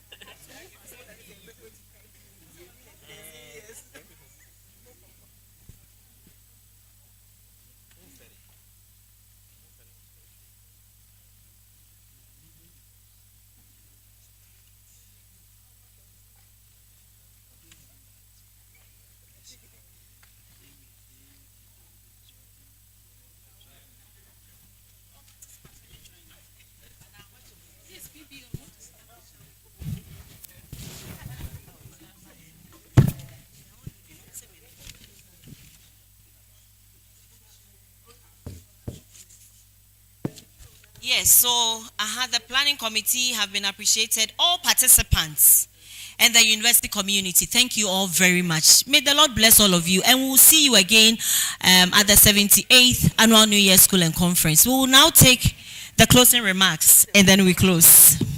All right, so thank you very much. I believe the New Year School The press release captures everything. And on this note, what I want to do is to just thank you all for coming. On behalf of the university, on behalf of the Vice Chancellor and senior management, I want to thank you very much for participating. And we want to encourage that, a lot of ideas have been discussed. Those of you who have come from far away from the various district assemblies, we want to see them applied. We want you to practicalize everything that you have learned from here. And we wish you all the best. We will welcome you again next year. Thank you very much. Thank you very much. So please, all participants, we come here and then we take a group photograph. All participants, kindly come. We do this every year. You'll see your face in the newspapers tomorrow. Please come. Transformative initiative by the University of Ghana So in some will be collaboration down with the and then Ministry some of will be Finance up. and the Ministry of Communications and Digitalization to accelerate Ghana's digital transformation under the Digital Ghana Agenda. DYV will serve as a center of excellence for digital entrepreneurship, innovation, and education, bridging academia and industry to develop a future-ready workforce. Situated on 5.07 acres of land adjacent to the Hatso Bypass Road, Legon, the DYV will feature a modern, technology-driven campus with world-class facilities such as autonomous thematic blocks dedicated to specialized fields of digital technology and agriculture, finance, retail, health, and education. A 2,000-seater auditorium for conferences, innovation summits, and digital exhibitions. Technology laboratories equipped for practical training in Industry 4.0 technologies. Digital libraries and collaborative workspaces. Startup incubation centers supporting young innovators with mentorship and investment. An administrative and reception block. The Digital Youth Village is set to revolutionize the digital landscape and drive long-term economic development by creating an inclusive, technology-enabled space for learning, entrepreneurship, and industry engagement. Welcome to the Digital Youth Village, Ghana's hub for digital innovation and entrepreneurship. The Digital Youth Great source of power, adding to your options, knowing that quality and standard remains intact and our content, which is accepted as truth and accuracy every day, is accessible on the go. Access your favorite daily graphic and our weeklies The Mirror, Graphic Business, Graphic Showbiz, Junior Graphic, and Graphic Sports on Graphic News Plus app. It's the digital replicas of our work. Download Graphic News Plus app on the Google Play Store, Apple App Store, and available on www.graphicnewsplus.com as you remain abreast of and keep pace with on-the-minute news updates on the go. Home sweet home. Welcome family and friends. Choose the bundle that best works for you from as low as 10 Ghana cedis weekly for unlimited access to all publications. Graphic, truth and accuracy every day. Information is a great source of power, adding to your options, knowing that quality and standard remains intact and our content, which is accepted as truth and accuracy every day, is accessible on the go. Access your favorite daily graphic and our weeklies The Mirror, Graphic Business, Graphic Showbiz, Junior Graphic, and Graphic Sports on Graphic News Plus app. It's the digital replicas of our work. Download Graphic News Plus app on the Google Play Store, Apple App Store, and available on www.graphicnewsplus.com as you remain abreast of and keep pace with on-the-minute news updates on the go. Home sweet home. Welcome family and friends. Choose the bundle that best works for you from as low as 10 Ghana cedis weekly for unlimited access to all publications. Graphic, truth and accuracy every day. Information is a great source of power, adding to your options, knowing that quality and standard remains intact and our content, which is accepted as truth and accuracy every day, is accessible on the go. Access your favorite daily graphic and our weeklies The Mirror, Graphic Business, Graphic Showbiz, Junior Graphic, and Graphic Sports on Graphic News Plus app. It's the digital replicas of our work. Download Graphic News Plus app on the Google Play Store, Apple App Store, and available on www.graphicnewsplus.com as you remain abreast of and keep pace with on-the-minute news updates on the go. Home sweet home. Welcome family and friends. Choose the bundle that best works for you from as low as 10 Ghana cedis weekly for unlimited access to all publications. Graphic, truth and accuracy every day. Information is is a great source of power, adding to your options, knowing that quality and standard remains intact, and our content, which is accepted as truth and accuracy every day, is accessible on the go. Access your favorite daily graphic and our weeklies The Mirror, Graphic Business, Graphic Showbiz, Junior Graphic, and Graphic Sports on Graphic News Plus app. It's the digital replicas of our work. Download Graphic News Plus app